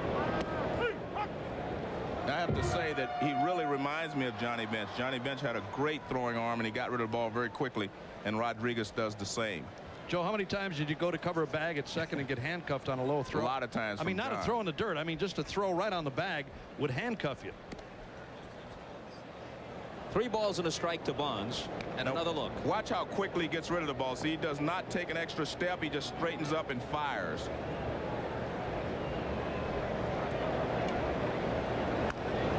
Full count now. Bonds has an RBI ground out and a single.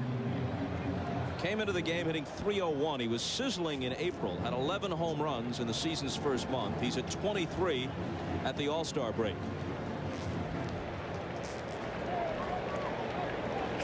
Three-time MVP in a 4-season stretch in the early 90s. Vaughn behind the bag will take it himself. After 5 now, it remains 4-0 National League.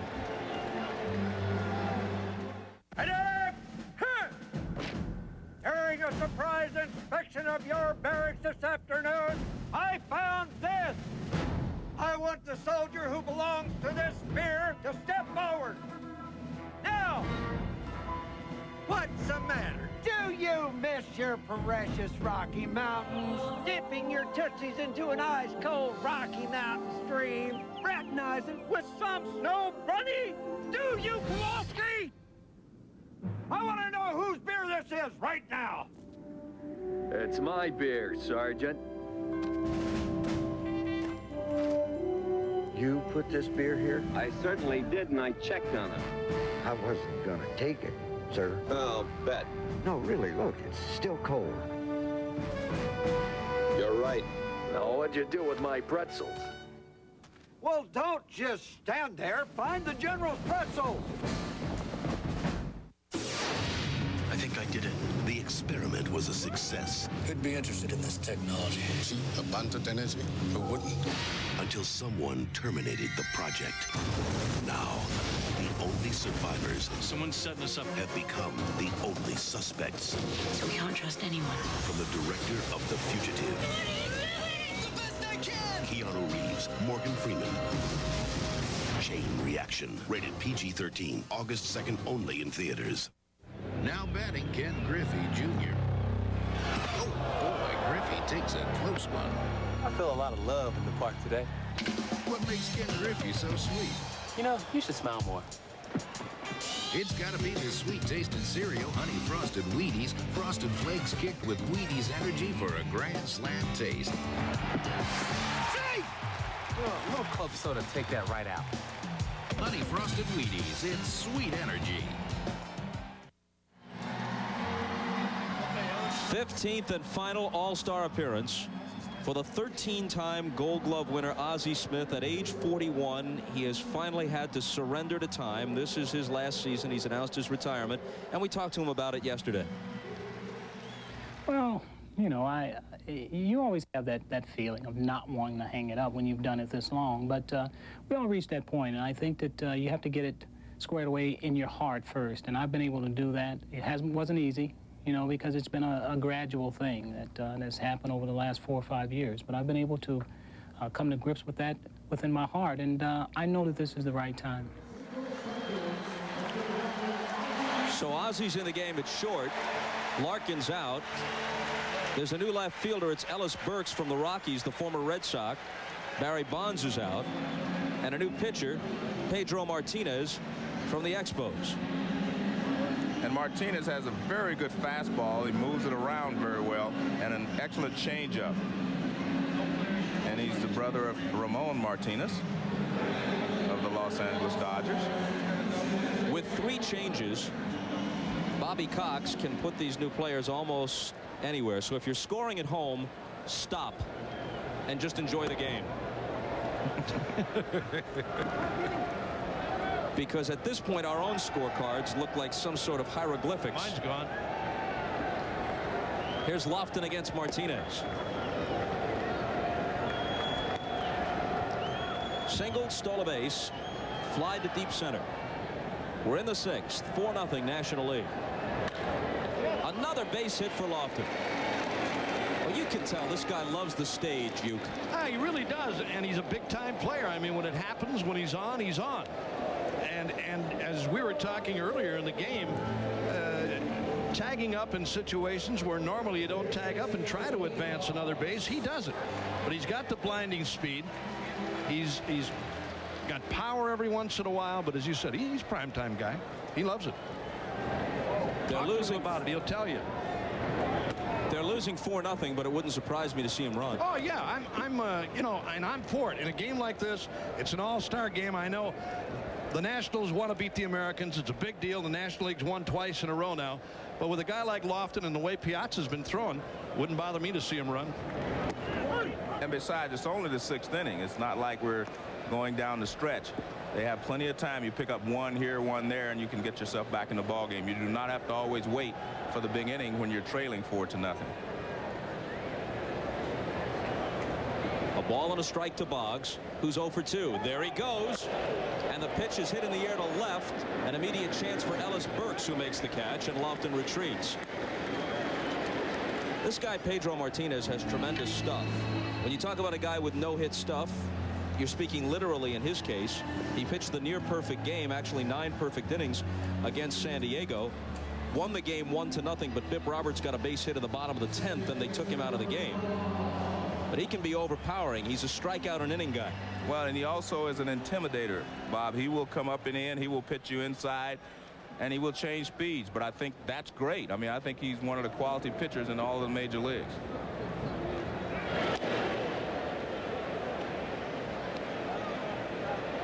That's probably the only thing you won't see in an all-star game is the up and in pitch. I mean, where somebody is really going to move somebody off the plate with something tight under the chin. Very seldom does it happen. I think more often than not, it's a mistake in a game like this. But if you're talking about regular season play, he and a lot of other pitchers are not embarrassed at all to come high and tight on you, move you back anytime. Facing Robbie Alomar, who's 0 for 2, as Lofton edges away. On the 1-0 pitch, he takes off, and a check swing foul. He had a terrific break again, I thought. He did. He had second base stolen. Alomar trying to get out of there with a check swing foul, and Lofton's back. Here it is again. Watch Lofton's jump. He's about a foot out on the carpet. And I mean, 2 steps into his stride, he's at full speed, pulls up. On the foul tip, you see Ozzie Smith telling Lofton to stay up. Not going. And a called strike on the inside corner. 1-2. Joe, you played in 10 All-Star games. Anybody ever brush you back? I can't remember anyone doing it. I thought Vida Blue was going to do it once, but he decided not to. But no, I can't remember seeing that too often. There he goes on 1-2. Good pitch to throw on for Piazza. Close, but he steals it.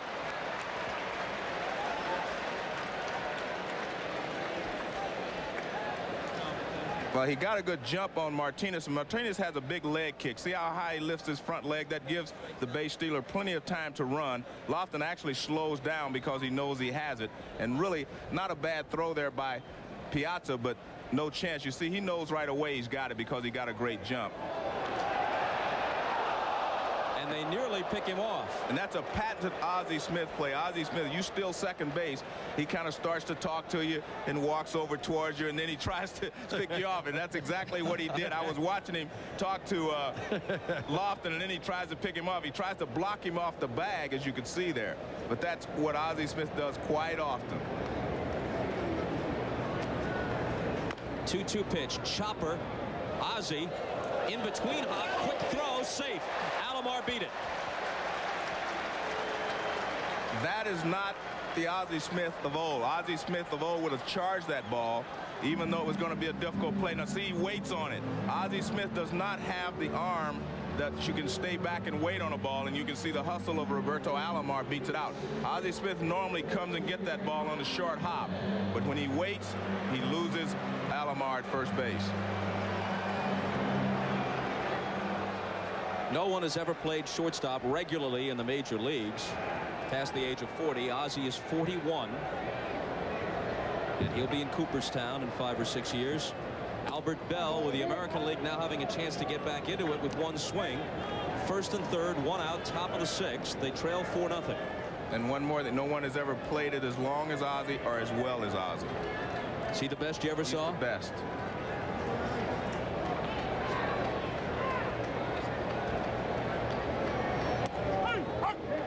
In there, 1-1.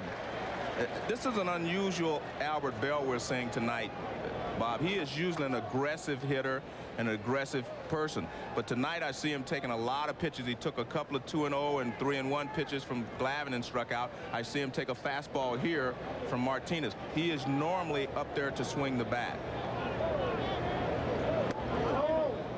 Let's another one go by, 2-1. Let's say if you're taking breaking balls, it's a different story. But when you're ahead in the count and guys are throwing fastballs to you and they're right down the pipe, I mean, really in a great hitting zone for you, and you're taking, it's not really Albert Bell. You're right, Joe. I mean, he really is aggressive. Check swing foul. You know, not to belabor it, we'll drop it after this. It is a shame about Albert Bell. He is a great hitter. He has a chance to have not just an all-star career, but an historic career. He is smart, he is driven, he is dedicated. And those who care about him, instead of being apologists or offering tortured defenses, should be urging him to get help for his obvious problems so it isn't a blight on his career. Can't catch up with the high heat and goes down swinging.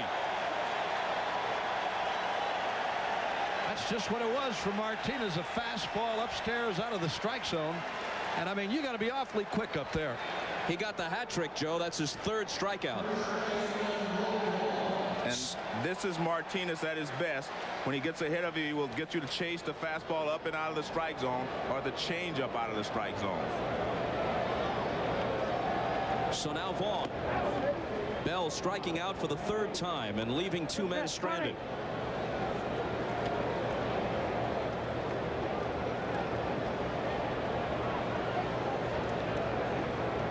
And you begin to wonder if for the first time the outside pressures are getting to him.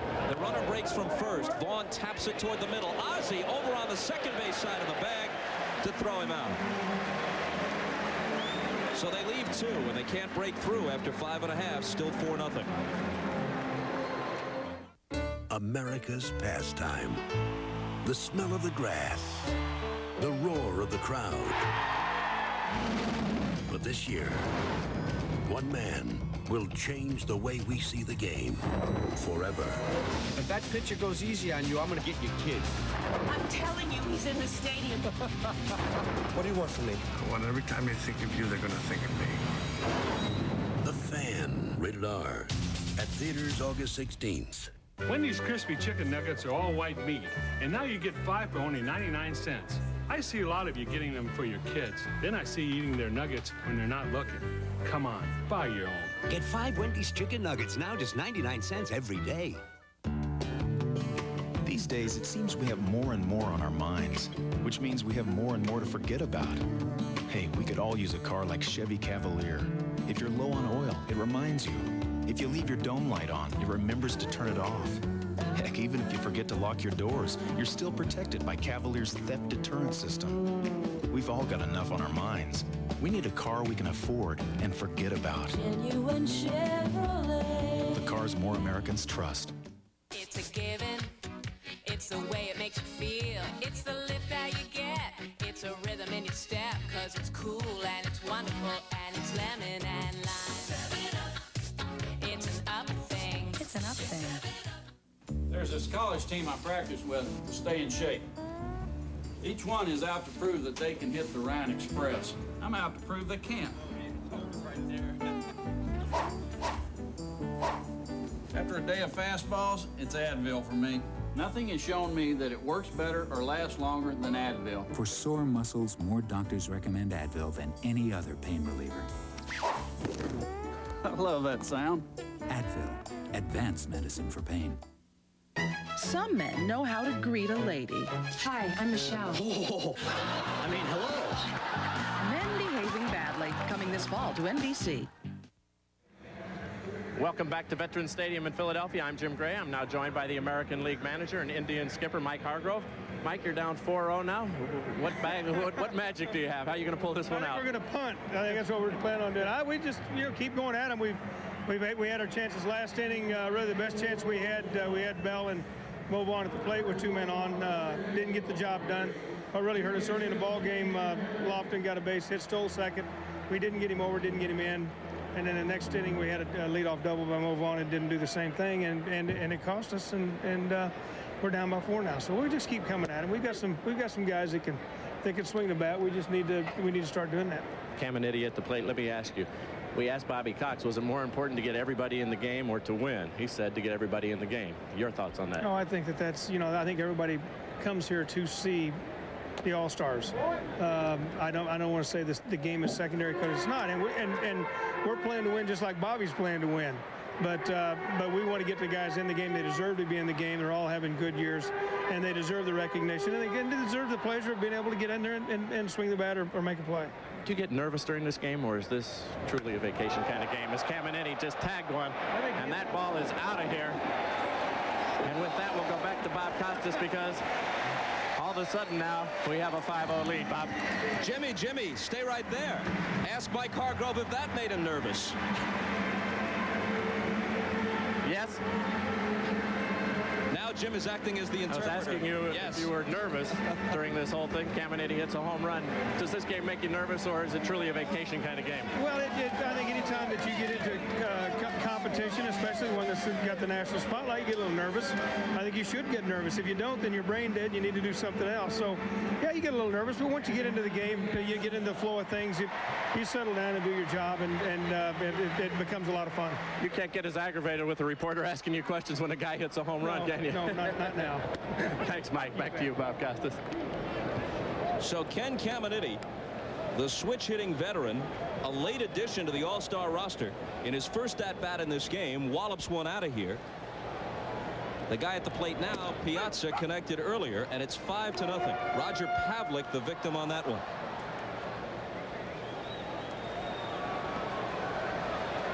Isn't that interesting? No player.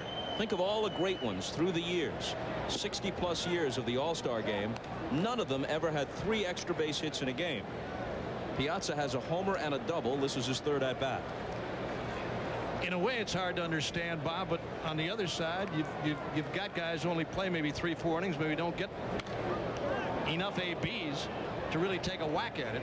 with the exception of maybe a catcher. You see the catchers, I think, probably more often than not are the guys that hang around longer than another player, another position player.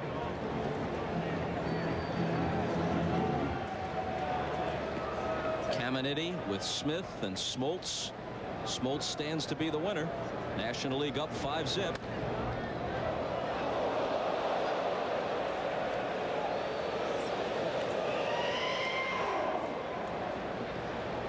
The Padres started the year on fire. Then they hit an awful slump, and now they're inching back.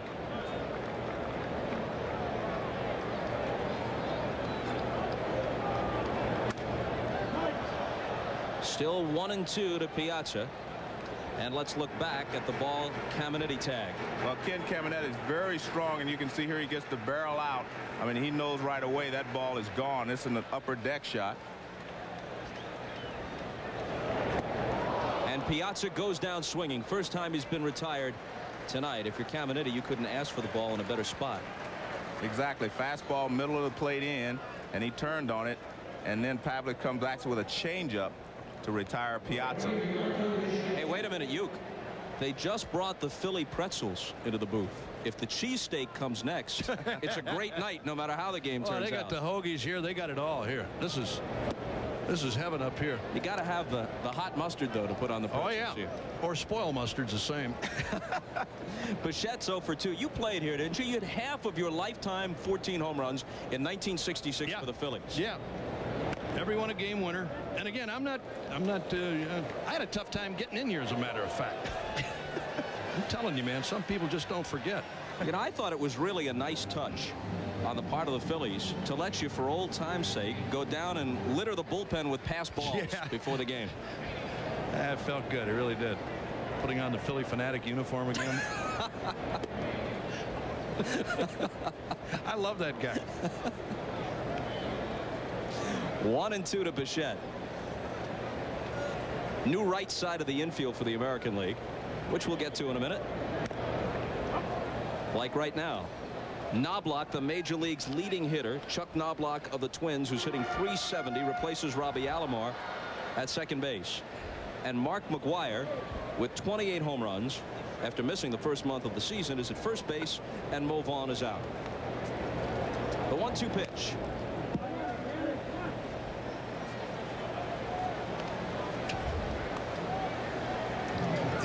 The only thing I was going to say, Bob, I never played in this ballpark. I was at Old Connie Mack Stadium. I know Joe played games at Old Connie Mack over on 22nd and Lehigh here in Philadelphia. Great old ballpark, Shibe Park, Connie Mack Stadium, and then later on they moved out here to Veterans Stadium.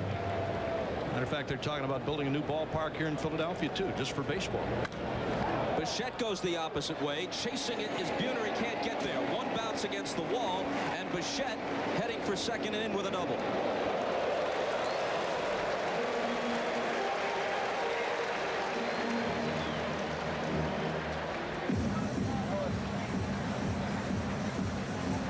So after Bichette doubles, another Rocky, Ellis Burks, steps in. That's what I was talking about earlier in the telecast, Bob, about big guys that hit home runs and also hit for high averages. There's been those years, Joe, when you see a big guy, I mean, a guy who's going to hit you deep, try to pull a ball like that. That's the difference in today's hitters, I think, the emphasis on the big guys also trying to hit the ball the opposite way, going to the gap the other way, going to the line the other way, or going deep for that matter. Well, you're right. That was a perfect pitch, low and away, and Bichette, instead of trying to pull it, just rifled it down the right field line. Say, wouldn't it aggravate you as a pitcher or a pitching coach? I mean, you keep making those kind of pitches, and that's what goes back to what we were talking about earlier, Joe, about coming inside too, on guys that keep leaning out against you and hitting the ball that they shouldn't hit. Sooner or later, you got to come inside. I mean, some part of the plate's got to belong to you as a pitcher. We're in the bottom of the 6th. 1 out, 1 on, 1 home on a long homer by Caminiti. And the count 1-1 to Ellis Burks, who's batting .342. He has 22 home runs at the break. His career high for a season, 21. And he has also fared just as well away from Coors Field as he has at home. One of the few Rockies who could make that statement. Yes.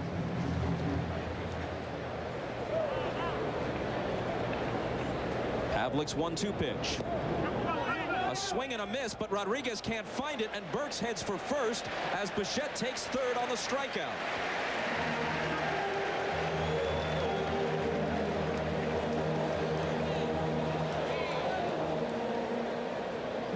So a strikeout and wild pitch. It's a slider in the dirt. Burks swings at it. Rodriguez gets in front of it, but it hits off the end of his glove and bounces away. And by the time he retrieves it, no chance to get Burks. You see that ball bounces up on him. He was in front of it, but it just hit his glove and bounced away. No play any place. Runners at first and third now. And now Mark Wiley, who is the pitching coach for Mike Hargrove with the Indians, goes to the mound to talk with Pavlik.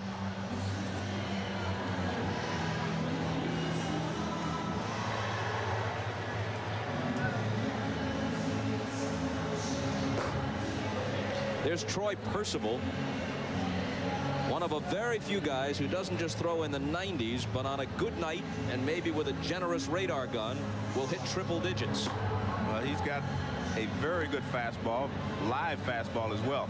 It's interesting when you watch Pavlik pitch, Bob, because he actually throws across his body. He does everything that they tell you not to do as a pitcher, but he becomes very deceptive to right-handed hitters because he steps and then throws across his body. It's hard for you to pick the ball up. And especially on the breaking ball, Joe, you always have a tendency to give a little bit.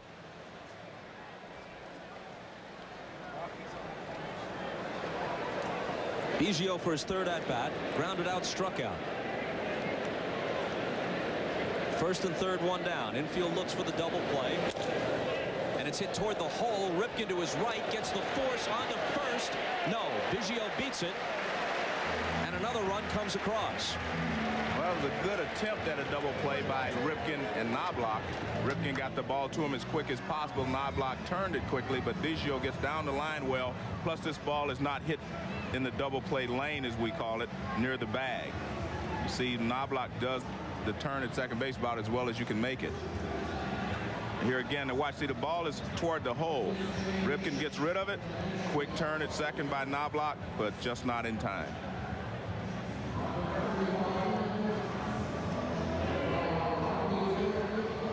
And now Eric Young comes into the game to pinch run for Biggio at first, and he'll remain as the second baseman. Here's Bagwell, who struck out his first time. 2 more runs home in the 6th to make it 6-0. 6 runs, 10 hits, and an error for the National League. 0-4-0 for the American League.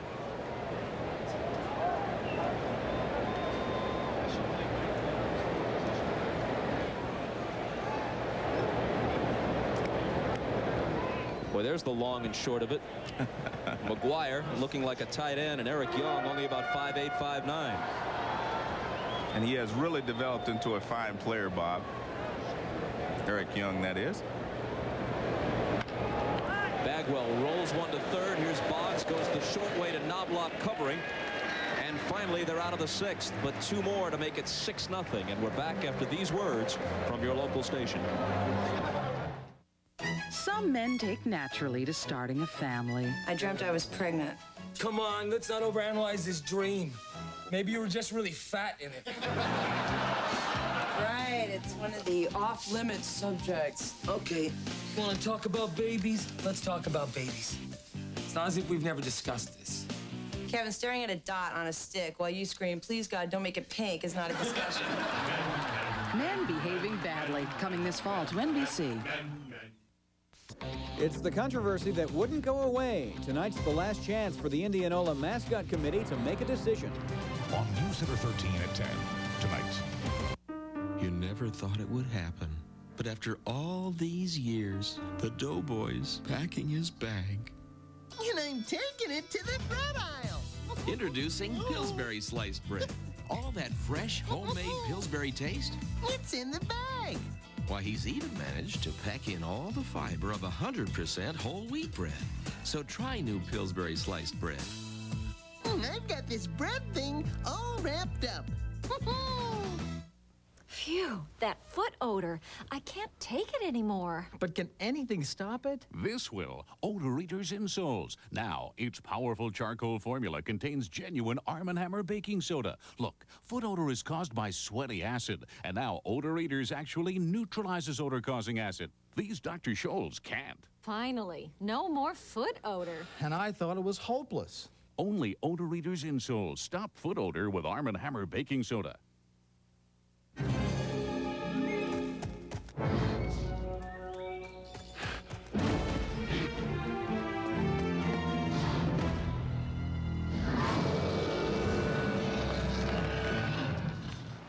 Split it with you? If you want a sandwich with thick slices of delicious grilled Texas toast, you have two choices. A new Texas Toast Bacon Cheeseburger and a Texas Toast Breakfast Sandwich. And if you want to find them, you have only one choice. Hardee's. Are you going to eat the pickle? From News Center 13, this is a 24-hour news update. Good evening. I'm Kathy Salter with this news update. The Indianola School Board inching closer to settling a long-running dispute of its own. What to do about the high school mascot? Does the Indians stay or go? Indianola High will continue to be the home to the Indians. The school board decided that last spring. At issue now, what the mascot should look like. The committee assigned to come up with a recommendation holds its final meeting tonight. New pitcher for the National League, but Bobby Cox has a bit of a problem. Here he is talking about it in the dugout. One of them ain't going to get the pitch. One of them ain't going to get a pitch. It's got to be a starting pitcher in case you need innings. We're going to have to get Trashel in the game. He's a Cubby, and they haven't been represented, for one thing. All right? So Steve Traxel, in fact, comes in 7-5, ERA 2.14 for the Cubs. And Sandy Alomar Jr. pinch hits for Ivan Rodriguez and will stay in as the catcher. And on the first pitch, he flies out to Lance Johnson.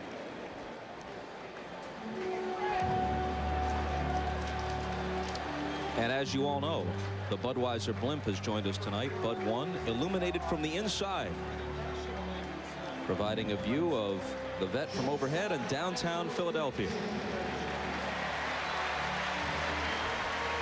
So what you heard Bobby Cox talking about is this. Apparently he's got to hold Al Leiter back just in case, even though they lead 6-0, this game is prolonged.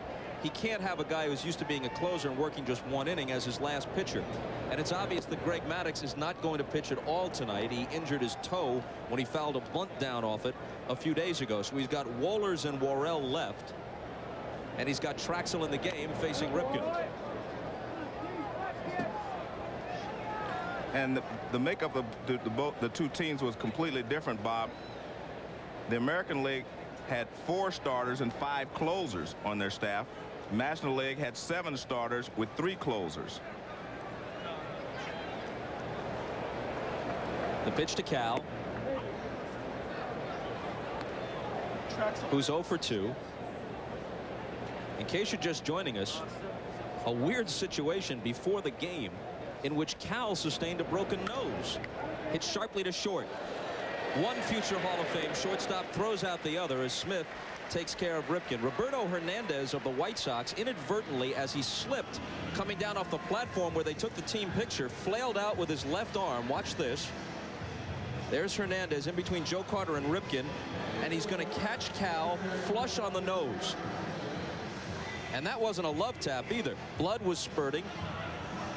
And in fact, his nose was broken, but as painful as it sounds, they were able to pop it back into place. And you don't play more than 2,200 consecutive games without playing through some bumps and bruises. I thought it was neat that he let Hernandez pop it back in place. He said, "Can I help you?" "Yeah, you put it out, put it back." Alex Rodriguez. Talk about a superstar on the horizon. He may have already arrived. He won't be 21 until later this month. He's batting .336 with 17 home runs at the break.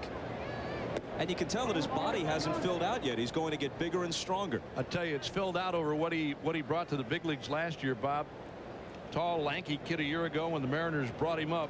And when I saw him this spring in Arizona, I said to myself, this guy's going to hit with some power, and he's a fine shortstop. Really is.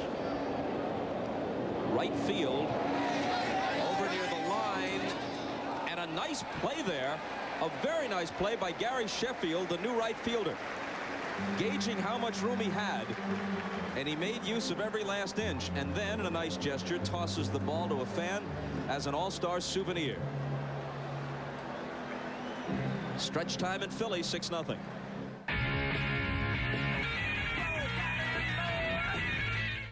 If you suffer from heartburn, you have some new choices, but read the labels. They're not the same. This one says it prevents heartburn, and this one says it can relieve heartburn. But Pepcid AC says both. You can take Pepcid AC before a meal to prevent heartburn, or you can take it after dinner to relieve heartburn. And 12 hours later, it's still controlling acid, so you can sleep. Nothing lasts longer. Go ahead, read the labels. You can be heartburn-free with Pepcid AC. Somewhere, there's a discount long-distance rep who's got your number. And he's not alone. They called your company last week. They may call you again tomorrow with some more promises of big discounts over AT&T. But those big savings they speak of, well, there aren't any big savings to speak of. Has a discount long-distance company promised you big savings? Call us for the facts. The 1996 All-Star Game is brought to you by Nike, by Castrol GTX, the most protection against volatility burn-off, by AT&T, Centennial Games partner, and by Coors Light. Grab a silver bullet and tap the Rockies. Welcome back to Veterans Stadium. The National League leads 6-0 as we head to the bottom of the 7th inning. Right now, I'm joined by Mike Piazza, who would be the MVP if the game was to end right now. And Mike, this has got to be just a dream come true for you. A home run, a double. You grew up down there. We talked to your dad in section 122. Yeah, it's I'm really walking on air right now to come back here and just participate is one thing, and to hit a home run is another. So can't really describe it. I'm very, very happy and just very honored. Mike Schmidt, your childhood hero, he threw the first pitch to you. Describe the emotion of that. You know, just like a dream. I mean, really, I can't describe. And then he wrote on the ball, he just wished me the best and thought I was, you know, he said, "You're the best." He goes, "I think you're the best on the ball." He wrote that there. And just to grow up and watch Mike Schmidt, a Hall of Fame third baseman, and emulate, you know, try to emulate him and become the major league player is just, I'm really emotional right now. I'm really kind of choked up. I don't know what to say. Drafted 1390. You ever dream you'd be in this position? Well, I dreamed it. I just wanted to, you know, be blessed and work hard, and God has blessed me, and I'm very, very thankful and just very, very honored. Mike, thanks for taking the time. Congratulations on a great game. Thank you. Bob? All right, Jim, changes everywhere. Lance Johnson slashes the first pitch from Troy Percival into center field for his third hit of the game, a double and a pair of singles. It's played back in by the new center fielder, Joe Carter, who normally does not play center, but in an all-star game you have to make do when you get into the late innings. So Carter is in between Bell and Buhner. Alex Rodriguez has replaced Ripken at short. Boggs remains. Knobloch and McGuire have been in for an inning. Brand new battery, Alomar and Percival, and a standing ovation for Ozzie Smith.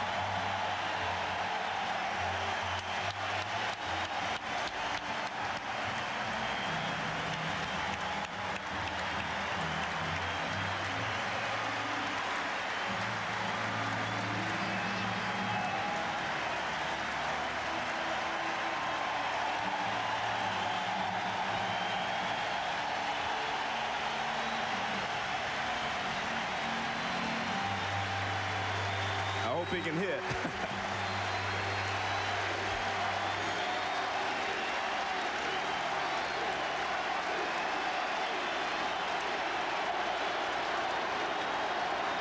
Percival to Ozzie. From the depth of the appreciation and the chant of Ozzie, you'd think we were at Busch Stadium, not Veterans Stadium. This is the beauty of baseball, though. The fans appreciate what Ozzie Smith has done throughout his career. Big cut and a miss. Joe, you've been around him a long time, too, and I mean, you appreciate what he's done on the field as a shortstop, but for those of us who know Ozzie and know what he is and what he does off the field, I think it goes above and beyond what he has been as a shortstop. And I tell you what, this has to be the toughest at bat he's ever had in his major league career. as you may know, Royce Clayton, the former Giant, is now the regular shortstop, and Ozzie plays occasionally, but Tony La Russa has emphasized if he stays healthy, he can be helpful in a pennant race in the second half. And the Cardinals are in that chase. The pace is relatively slow in the Central. The Cardinals and Astros have both played pretty well the last couple of weeks. And so Ozzie could play some important games in the last few months. The 2-2 pitch. I tell you, I noticed some people even standing in the press box. Yes. Joining the standing ovation for Ozzie. The three of us were on our feet. Yes. Yep. And again, he deserves all that he has been given here tonight.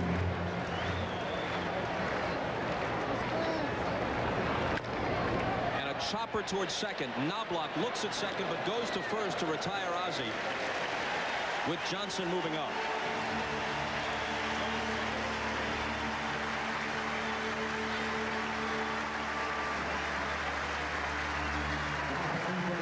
He stops over at the National League box and says hello to Lynn Coleman, the president, and Joe Black, former Major League star. Well, I hope this assuages some of the hard feelings. For the first time in Ozzie's career, he's so popular, not just as a player, but as a person, great in the community. There were some hard feelings in St. Louis in the last month. Sheffield never cheated, cuts and misses. He got it off his chest about how he wanted his career to end, and he felt that Tony La Russa didn't handle it properly, and La Russa clarified his position, and it was uncomfortable. People did not want to see a negative spin put on the end of Ozzie's career, and I hope that's behind him now. And you cannot criticize La Russa for what he did. There comes a time when the greatest of the great must step aside, and Royce Clayton is the better choice as the everyday shortstop now, although in a key game in a pennant race, Ozzie Smith might still win a ball game for you. Well, there's no doubt that Ozzie Smith knows how to win. He knows how to play to win. But I agree with you, there comes a time when all great players, their skills erode to the point where sometimes they're going to have to step aside, and I'm glad Ozzie has made a decision that he is going to step aside and let everyone know that. Sheffield with 25 homers. Percival's 1-1 pitch. Well, that's what Troy Percival does to you. He has a 90-plus mile-an-hour fastball, and then he'll throw you a changeup or a curveball, and you see Gary Sheffield way out in front of this pitch. If he gets the second pitch over, whatever it may be, the game is over. He's untouchable then. Talking about as the closer for the Angels. Well, this guy, he never holds anything back, Bob. I mean, more often than not, you're going to get hard stuff from this guy. I mean, it's going to be fastball, fastball, boom. And as Joe said, every once in a while, he's going to drop that nasty breaking ball on you and, I mean, put you away. The 2-2 pitch popped up in the middle of the diamond. Knobloch. I think this guy actually does you a favor when he throws you a breaking ball. Unless it's that really down and away hard biting slider. Other than that, I mean, I'd go fastball, boom, inside, outside, and here's that last pitch again on Gary Sheffield. There it is. Breaking ball right there, and Sheffield got under it and popped it up.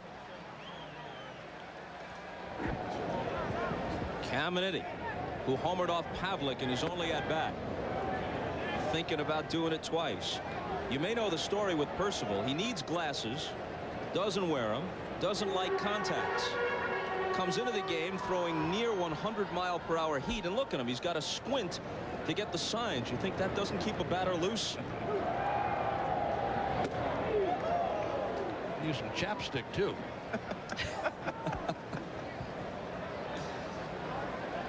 It's good that you provide cosmetic and well, why not? I advice mean, as watch well. his tongue. It's got to get, your lips got to get chewed up. He just blew Caminiti away in that at-bat. So a leadoff hit for Johnson, but they don't score. 2 innings left, still 6-0.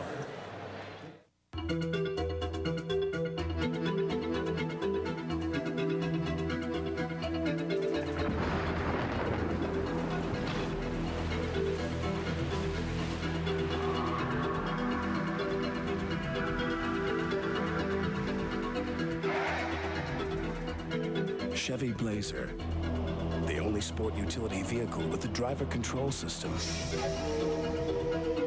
it's nice to know it's there. The secret to a strong finish is endurance. High endurance from Old Spice. It evaporates less quickly than the leading deodorant stick. It also lasts longer, protects better. For a longer lasting deodorant stick, demand proof. Try high endurance from Old Spice. Carbon monoxide isn't the only thing to worry about coming from your tailpipe, because with every stroke of your engine, motor oil is being vaporized into exhaust, leaving less and less protection. That's why there's Castrol GTX 10W30. Of every leading 10W30, Castrol provides the most protection against volatility burn-off. So use Castrol, or watch more of your protection go up in smoke. Castrol GTX, the most protection against volatility burn-off. Claritin. I'll ask my doctor. It's time to see your doctor. For a trial of Claritin. Yes, ask your doctor for a trial of Claritin. For free information and a $5 coupon toward a prescription for Claritin, call 1-800-CLARITIN.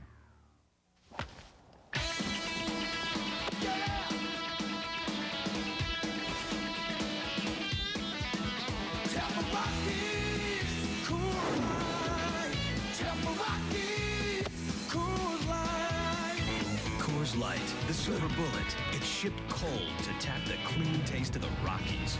Tampa Rockies, Coors Light.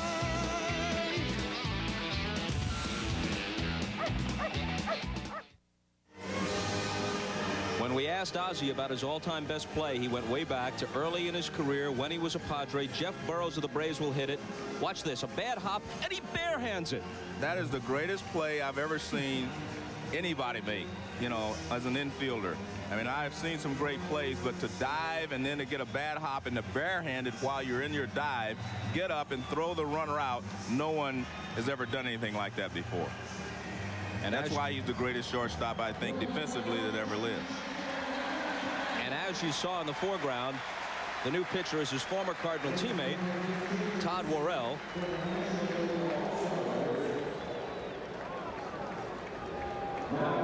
And Ozzie will play at least another half inning in the field. Here's Worrell, who was an all-star way back when with the Cardinals.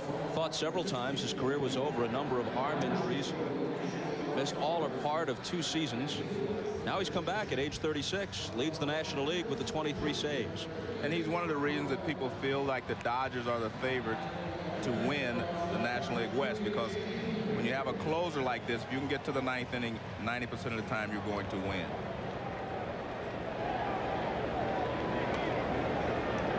Buhner now on the first pitch, pops it toward Eric Young. There's the out, and now here comes the reaction, because the pinch hitter is going to be Joe Carter, and listen to the booing.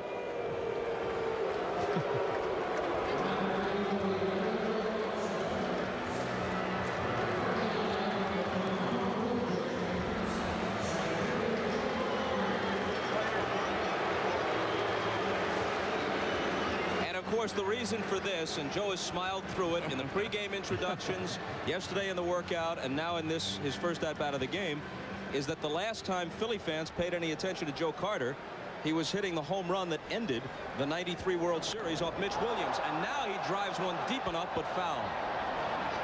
It was funny yesterday, Bob. In the home run hitting contest, he couldn't hit a home run, and the guy started a chant, "Get Mitch out there, get Mitch out there." There it was at Skydome. Phillies were on the verge of forcing a 7th game, but Carter ended it. Speaking of Mitch Williams, the Phillies just sent him to Clearwater to see if he can get in shape and work his way back up in a comeback attempt. Been out of the game for about a year and a half. Hit hard. Ozzie can't handle it. It would have been a tough throw from the equivalent of the outfield grass. No chance for him to throw Joe Carter out on that play. Joe Carter runs well, and the ball was deep in the hole. There's a ball, Joe, in his younger days, you may have seen him get in front. Right. There, you're right. Instead of backhanding it, Ozzie Smith, in his earlier days, gets in front of that ball and throws him out. So this is not one for the highlight reel, and neither is the fan who has just run on the field and is delaying things by acting like a moron. And eventually he'll be collared. And they rough him up a little bit as they do. They didn't bring him to the turf all that gently. But as I was saying about Ozzie, he has established the standard that the Ray Ordonez's, the young Cuban who is so thrilling to watch with the New York Mets, or Alex Rodriguez with the Mariners, or Derek Jeter with the Yankees, or even Omar Vizquel, as great as he is, as many Gold Gloves as he has, the standard is still this guy. And that's going to be unfair because it's going to be hard to live up to those standards that Ozzie Smith has set. Travis Fryman of the Tigers, he's their lone representative. Score that, by the way, obviously, correctly, a base hit for Carter. Yes. You know, the one thing that Ozzie Smith has over all of those other guys, Joe, is the quickness and the speed. I mean, not only talking about running, but I mean lateral movement at shortstop, where he got such a great break on the ball and had a strong arm, too. I mean, he made the play from the hole, too, where he could throw you out. Well, a couple of years ago, he had surgery on his shoulder, and that's why he doesn't have a strong arm anymore.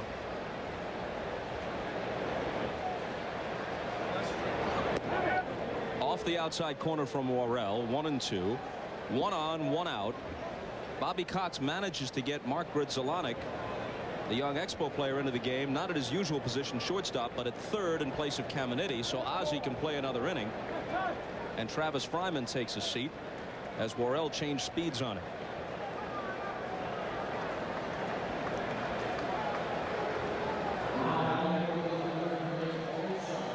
So there's Grzelcyk at third and Ozzie at short.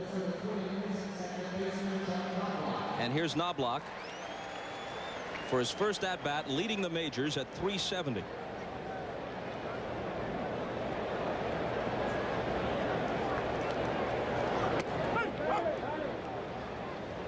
And a game would not be official unless we told you this copyrighted telecast presented by authority of the Office of the Commissioner of Baseball may not be reproduced or retransmitted in any form without express written consent. And be sure you have a notary public review it. A ball and a strike.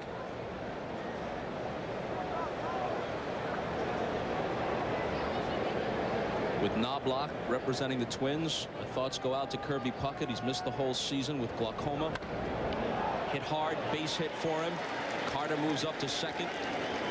Hope to see Kirby back soon. Hope to see Brett Butler back, and Mike Piazza and others have already sent their best wishes to Tommy Lasorda. We do too. Had a chance to see Kirby Puckett not too long ago, Bob, as you take a look at this last base hit by Knobloch. And Puckett, again, they're doing everything possible to try and alleviate the problem, the glaucoma problem, and he feels he's going to be back in play, but again, it's still a long way to go.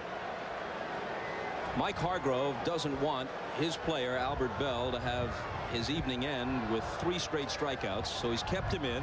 This is his 4th at bat. 2 on and 2 out. Roberto Clemente struck out 4 times in the 1967 game, which went 15 innings at Anaheim. It was also the game, Bob, where the sun was behind center field and they could not see the ball very well. 5 o'clock start. Yeah.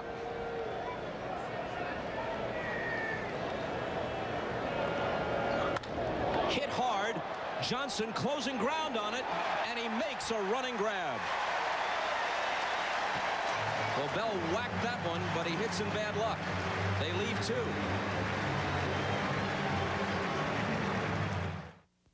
Well, I'm 51 years old. I want to be 52, 53, so forth and so on. Welcome to Ann Arbor, Michigan. Many smokers who are ready to quit are trying new Nicotrol, the simple one-step patch that can help control your urge to smoke so you can increase your chance of success in just 6 weeks. Over the next few weeks, we're going to show you how some of them do. I really want to quit smoking cigarettes. If you're ready to quit, Nicotrol is coming to your store July 18. 6 weeks, 1 step. Take control with Nicotrol. I love sports. Come on, baby. Well, that's why we got Prime Star. Come on. Some might even say I'm a sports maniac. No. See, Prime Star's got more sports than even I can watch in digital picture and sound. Yeah! Prime Star's the best deal on satellite TV. There is no equipment to buy. And it all starts at about $1 a day. I might be a maniac, but I am not crazy. For the best value in satellite TV, call 1-800-PRIME-STAR or visit your local Radio Shack. It may surprise you that an engine set a world record for power and durability by traveling over 15,000 consecutive miles at an average speed of 158 miles per hour, or that a motorsports version won the grueling 24 hours at Daytona and the 12 hours at Sebring. But what's truly surprising is where they both came from, the 32-valve dual overhead cam Aurora V8. Aurora by Oldsmobile. I've seen a figure in a cape. I've seen him. Who was it? Death.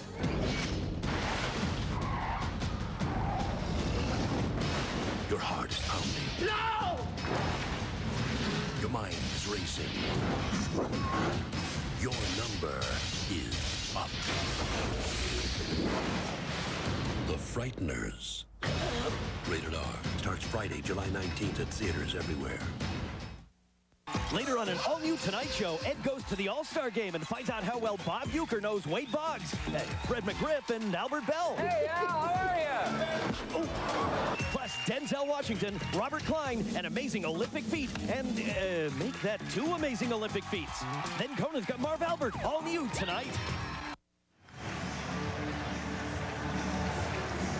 Well, the NBC sports staff pretty much providing the entire guest list for the late night lineup. You're on with Leno, Marv's on with Conan. Are you on with Greg Kinnear on later? Joe? No, I'm hanging out with you tonight. Oh, well, there you go. Yeah, we had a good time. Ed Hall, who was the announcer for Jay Leno and the Tonight Show. And, yeah, he was up here all day yesterday. Brought the crew up here. We had a good time. Here's Todd Hundley of the Mets. And Roberto Hernandez, who was almost the GOAT of the night before he ever got into the game when he inadvertently whacked Cal Ripken in the nose and broke his nose during the pregame picture-taking session. Roberto Hernandez now in. There's Cal out of the game, replaced by Alex Rodriguez at shortstop an inning ago. Hernandez, the new pitcher. Hundley of the Mets at the plate. And a fly ball to center, which Joe Carter will take care of. Back down to Jim Gray. He's with Ozzie. All right, thank you very much, Bob. Ozzie, well, how about that ovation you just received? What'd that feel like for you? Well, a lot of butterflies, and you know, it's been great for me, this whole tour. You know, the reception has been wonderful, and I just can't say thank you enough to all the people that have come out and thanked me that way. That's a very special feeling. The tears are still in your eyes, aren't they? Yeah, it's a very touching time. It's a very emotional time for me in my life. You know, baseball has been my life for a very long time, and you know, to reach this point, you know it's going to come at some point in time, and for me, it's now. How difficult was this decision, and are you 100% sure that you will retire? Oh no, I'm 100% sure that I will retire, and it's one of those things that's kind of been mulling for a few years, and you have to get it squared away in your heart first, and I've been able to do that, and I'm at peace with myself and where I am now in my life and what I've accomplished in baseball, so the time is here and now. We just saw that barehanded play. You said it was your greatest play ever when you were with the Padres. That ranks right up there. You know, there's been so many great things that have happened along the way, different plays, and what I've always tried to do is not harp on them for a very long time, but as we go here, I've been able to reminisce and think about all of the great things that have happened in my career, and that definitely was right up there at the top. Ozzie, congratulations. It's been a great career. Back upstairs to you, Bob. And as the folks saw, as we take one more look at Ozzie Smith, who obviously was moved, understandably so, by the reaction here tonight. And while Jim was talking to Ozzie, Ellis Burks with the triple to right center off Roberto Hernandez. Well, this is the most beautiful play in the game, in my opinion, because a lot of things happen when the ball gets away from the outfielder, and most of all, Burks was flying around the bases. You see, Buhner tried to knock it down. He could not make the play that we saw Albert Bell make earlier in the ballgame. And now Eric Young at the plate. According to my scorecard, Jason Kendall, the rookie catcher from the Pirates, is the only National League position player who hasn't played. Mark Wohlers hasn't come in. There we go. And Wilson and Vaughn haven't played for the American League. McGuire to Hernandez covering. We've gone through 8 as Young is retired. Last licks for the American League. Ozzie grabs the leather. We grab a commercial. When the night has come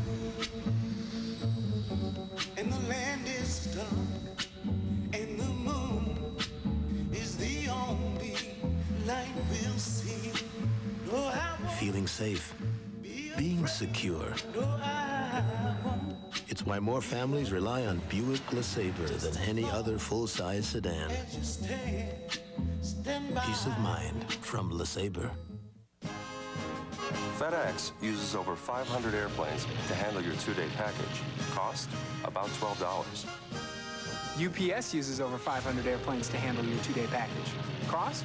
About $6. The U.S. Postal Service uses over 15,000 airplanes to handle your Priority Mail 2- to 3-day package. Cost? $3. So, 12, 6, 3, what's your priority? Priority mail from the U.S. Postal Service. People call me Nails because they say I'm tough as nails. But I'll tell you, I haven't been tough enough to beat spit tobacco. I've tried, and I'm gonna keep trying until I win. But until then, do both of us a favor. Copy my hustle, copy my desire, but please don't copy my tobacco use. Just play the game. Message furnished by Major League Baseball and the Major League Baseball Players Association. The Dream Team's getting ready. See Shaq and company in their final tune-up before the Olympic Games. The Dream Team takes on Greece, Sunday at 1 Eastern on NBC. It's the controversy that won't die. I'm John Bachman. Coming up after the game, this was supposed to be their last chance tonight, but did the mascot committee in Indianola reach a decision? You'll hear complete coverage on the latest developments from Illinois, where authorities believe an Iowa man opened fire on 3 teens and 2 young children. Plus, cigar smoking is extremely popular these days, and even women are enjoying it, but what are the consequences? Stay tuned for a late edition of News Center 13 after tonight's game. Chief Meteorologist Ed Wilson tonight with your Doppler 13 forecast. The 1996 All-Star Game is brought to you by Buick, official sponsor of the 1996 U.S. Olympic team. By Priority Mail from the U.S. Postal Service. By Tylenol, the pain reliever hospitals use most. And by Gatorade Thirst Quencher. Get out and exercise your rights. Life is a sport. Drink it up. American League down by 6 with all the big boppers, even with good pitching. Hard to imagine a shutout in this game, but that's 3 outs away. Mark Wohlers comes on. So the only people not used among those available to Bobby Cox, Al Leiter, the left-handed pitcher from the Marlins, and his own Greg Maddux, who he really didn't want to use because he has an injured toe. Mark McGwire to the plate. Opposite way and foul. Greg Vaughn of the Brewers, Dan Wilson of the Mariners haven't played yet for the American League, and Mike Hargrove hasn't used pitchers John Wetland, Jose Mesa, Jeff Montgomery, and Andy Pettit. Jason Kendall, the rookie catcher of the Pirates, is in for the 9th. He's catching Wohlers. So Cox used all of his position players. And here we have Mark McGwire, who so far this year is hitting 1 home run every 7.5 times at bat. Nobody, including Ruth, has ever homered at that clip in the history of baseball, if he can sustain it for the full year.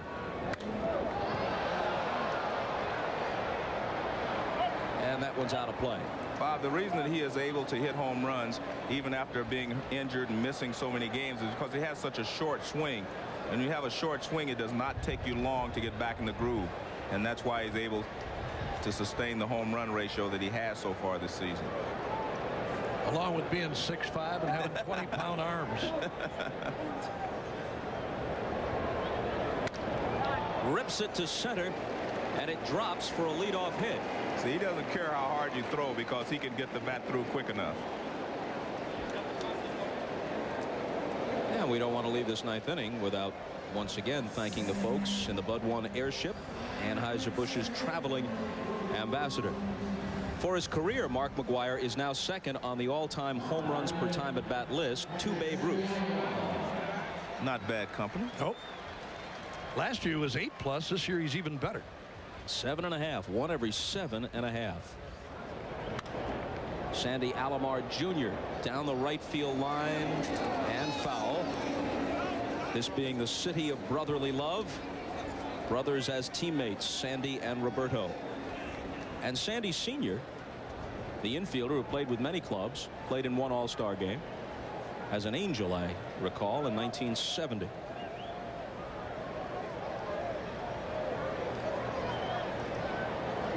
Sandy Jr.'s 0 for 1 since replacing Ivan Rodriguez.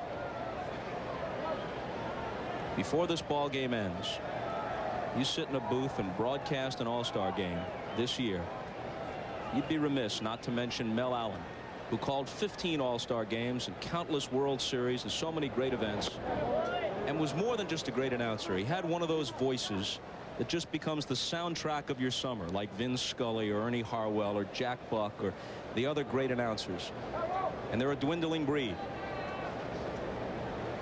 His voice made you feel that warmth and affection for the game. Mel passed away a few weeks ago. One of the true greats. Hits slowly to Ozzie, scoops it up, gets the force. Can Young turn it? Yes, he can. Double play. With Alomar running, that was possible. Well, how many of those has Ozzie started in his career? Wohlers gets the ground ball. Ozzie charges. It's a good slider down and away. Ozzie charges, gives the second baseman a routine throw. Young comes across, turns it, and that's a 6-4 to 3 double play. And now apparently they're going to take a chance. In order to get Leiter into the game, they'll take Wohlers out with 2 down and let Leiter, who pitched a no-hitter earlier this year against Colorado, finish it. And that gives us another chance to do some business, which everyone in the offices at NBC appreciates. You, and you have the right to play sports until the cows come home. You have the right to assemble. You have the right to be equipped. You have the right to free speech. But anything you say can be held against you. That's life. Liberty. And the pursuit of the goal. But you don't have the right to remain thirsty. Not when there's Gatorade. Because every athlete has the right to be quenched. These are your rights. Now get out there and exercise them. Life is a sport. Drink it up. They've trained. They've sweated. They've prepared for this moment. And this summer, they'll have a chance to prove themselves to the world. The people of Texaco are proud to supply Clean System 3 gasoline and Haviland Formula 3 motor oil to the thousands of official vehicles in the 1996 Atlanta Olympic Games. Because getting the athletes to the events is quite an event in itself. I can't believe I'm losing my hair back here. Like father, like son. Yeah, right. Look, if you want to regrow some hair, check this out. Rogaine? Don't you need a prescription? Not anymore. How's it work? Rogaine goes to the root of your hair and for some people gets it to grow. What have you got to lose? Nothing, I guess, except more hair. That's been easy to use. And it's starting to work. See, there's room for growth in every relationship. Rogaine, medically proven to regrow hair. This is about the virtual office, about breaking the chains, stretching the boundaries, and making the world your workplace, about taking your business everywhere and anywhere, about paging, laptops, cell phones, the internet, and conferencing. And it's not conversation or speculation. This is about how one company can give you the help, hardware, and software to make your virtual office a reality. This is about how far you can go once you know how. Network MCI, that's how. In '92, he was the favorite in the 200 meters, but suffered a stunning upset. In the past 2 years, Michael Johnson has dominated, unbeaten in the 400, only one loss in the 200. In Atlanta, he attempts to be the first man in Olympic history to win both. His dream takes him to the Olympics on NBC. Dan Wilson, the Mariner catcher, comes on to pinch hit, so apparently only Greg Vaughn of the Brewers among the position players will fail to get in. Bobby Cox used everybody available to him except Greg Maddux. A few pitchers didn't make it into the game for the American League. But Vaughn, the only hitter who'll be denied unless something gets going here for the American League, as Wilson swings and misses. Watch this scene a moment ago. Let's see if we can get it up here. Ozzie Smith and Eric Young, after they turned the double play, look at the good feeling surrounding this All-Star game, and they're going to embrace. First the hand slap and then the embrace. Well, Eric Young can tell his grandkids that he played with the great Ozzie Smith and made a double play. You know, I've been as critical as anybody about the state of baseball, and there are a few jerks around the game, but around these clubhouses the last couple of days, the genuine good feeling would have impressed the average fan. The youngsters like Alex Rodriguez and Mark Grudzielanek, so appreciative and respectful. The guys in the last go-round like Ozzie or Joe Carter might not be the last, but near the end, their attitude, they haven't been jaded or cynical. I think they understand, most of them do, that there is a bridge to be crossed again between this game and the people who used to love it and want to love it again. Well, I think it's about time they realize it too, Bob. I mean, this has gone on long enough. And you know, the good feelings are both ways. I mean, National League guys grabbing American League guys during that home run contest, batting practice yesterday. It was fun for everybody. I mean, for the younger players to meet the American League stars and vice versa. It was a good day yesterday. It really was. And today. Leiter a strike away from finishing it. Thanks to Elliott Kalb and Jeff Sleet in the booth, and Steve Horn for his assistance from afar, and the fastball is inside. 2-2. Guys in the truck, John Gonzalez, our producer, Andy Rosenberg, our director. They'll be heading to Atlanta with us after the game. Guys in the vans that brought us over here. Absolutely. Not only the trucks. Room service guys at the hotel.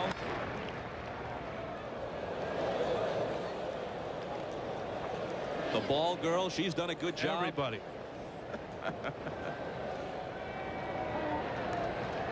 All our people up here.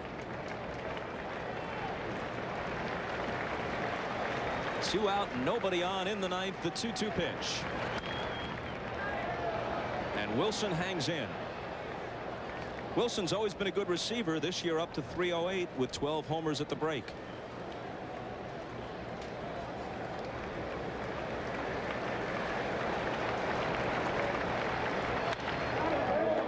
Shallow right. This will do it. Sheffield tucks it away, and the National League, which had lost 6 in a row, has now won 3 straight. And who would have thought in a year like this in baseball that you'd see a shutout in the All-Star game? The American League's Big Boppers held to only 7 hits. The National Leaguers win it 6-0. Smoltz the winner. Nagy the loser. Homers by Piazza and Caminiti. And a fond farewell for Ozzie Smith.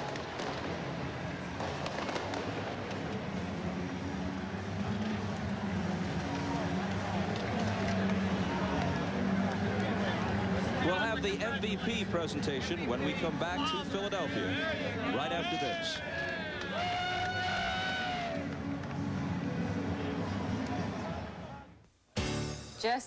Jesse, you're next. I'm all yours. Save it for the stage, Romeo. Carol always gives it to me straight. Like when she told me about my... I told him about Head & Shoulders. Regular shampoos just rinse flakes away so they could come back. Head & Shoulders helps prevent flakes from even forming. You see the difference? You look great. Thanks, but will it get me this part? Couldn't hurt. Head & Shoulders, because great hair can't have flakes. Hey, break a leg.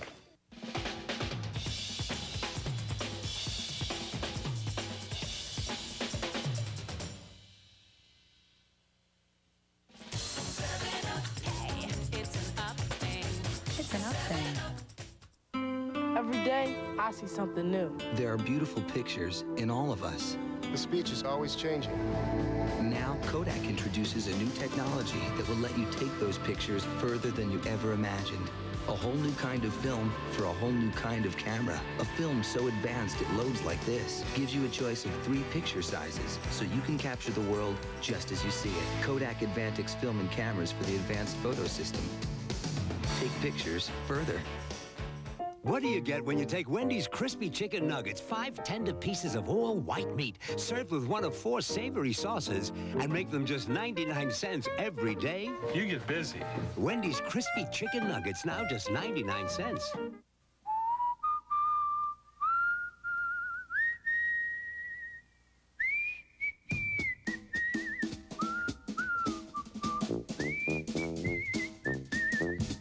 Low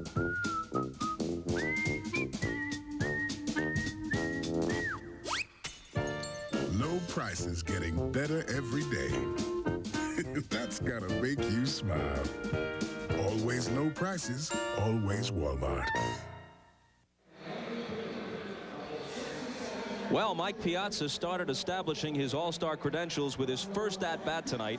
He sent a tape measure shot soaring deep into the Philadelphia night. Later, he added an RBI double. The National League wins it 6-0, and to make it official as far as the MVP is concerned, here's Hannah Storm. And indeed, it is official. Philadelphia's native son wins the MVP award in his hometown. And here is Acting Commissioner Bud Selig to present the trophy. Thank you, Hannah, and Mike, congratulations. And on behalf of Major League Baseball, congratulate you for winning the 1996 Most Valuable Player Award in the All-Star Game. Richly deserved. Great performance. Congratulations. Thank you very much, Commissioner. Thank you. All right, why don't you take the trophy, first of all. Thank you, Commissioner Selig. I appreciate it. Mike, you told us before the game that dreams come true, but could you ever have dreamed of this type of scenario, winning the MVP here in Philly? I really can. I mean, I'm trying to keep myself calmed down, but I'm very, very happy and just very excited. It's a tremendous honor growing up in this ballpark, and you know, just to participate here is one thing, and then to do pretty well is another thing. And you just came up right away in that huge shot off Nagy. Were you thinking home run when you came up, or just that you wanted to do something special for the fans here? Well, not really. When you think home run, you get into trouble. So, I mean, I was just looking for a pitch to drive, and you know, fortunately for me, I got a pitch, and I didn't try to do too much with it. Just put a good swing on it, and obviously, you know, it's always not that easy. We know that, but it felt good tonight just to put a nice swing on the ball. We talked to your father tonight. He could hardly describe what it meant for him to have you here, to have the success that you've had. He's the one person who's always believed in you.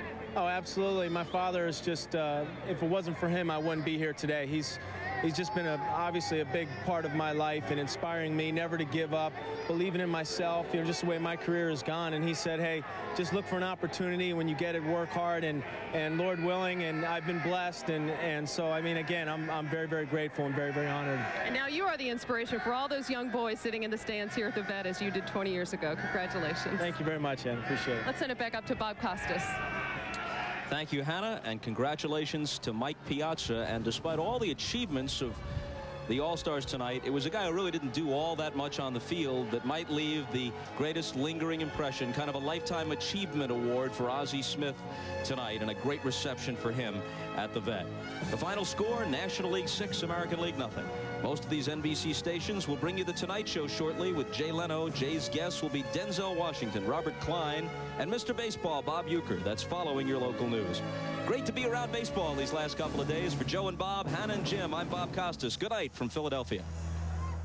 The NFL, the NBA, Major League Baseball, the PGA Tour, Notre Dame football, the USGA Championships, Wimbledon, the Ryder Cup, the French Open, and the Olympic Games in Atlanta, all on America's sports leader.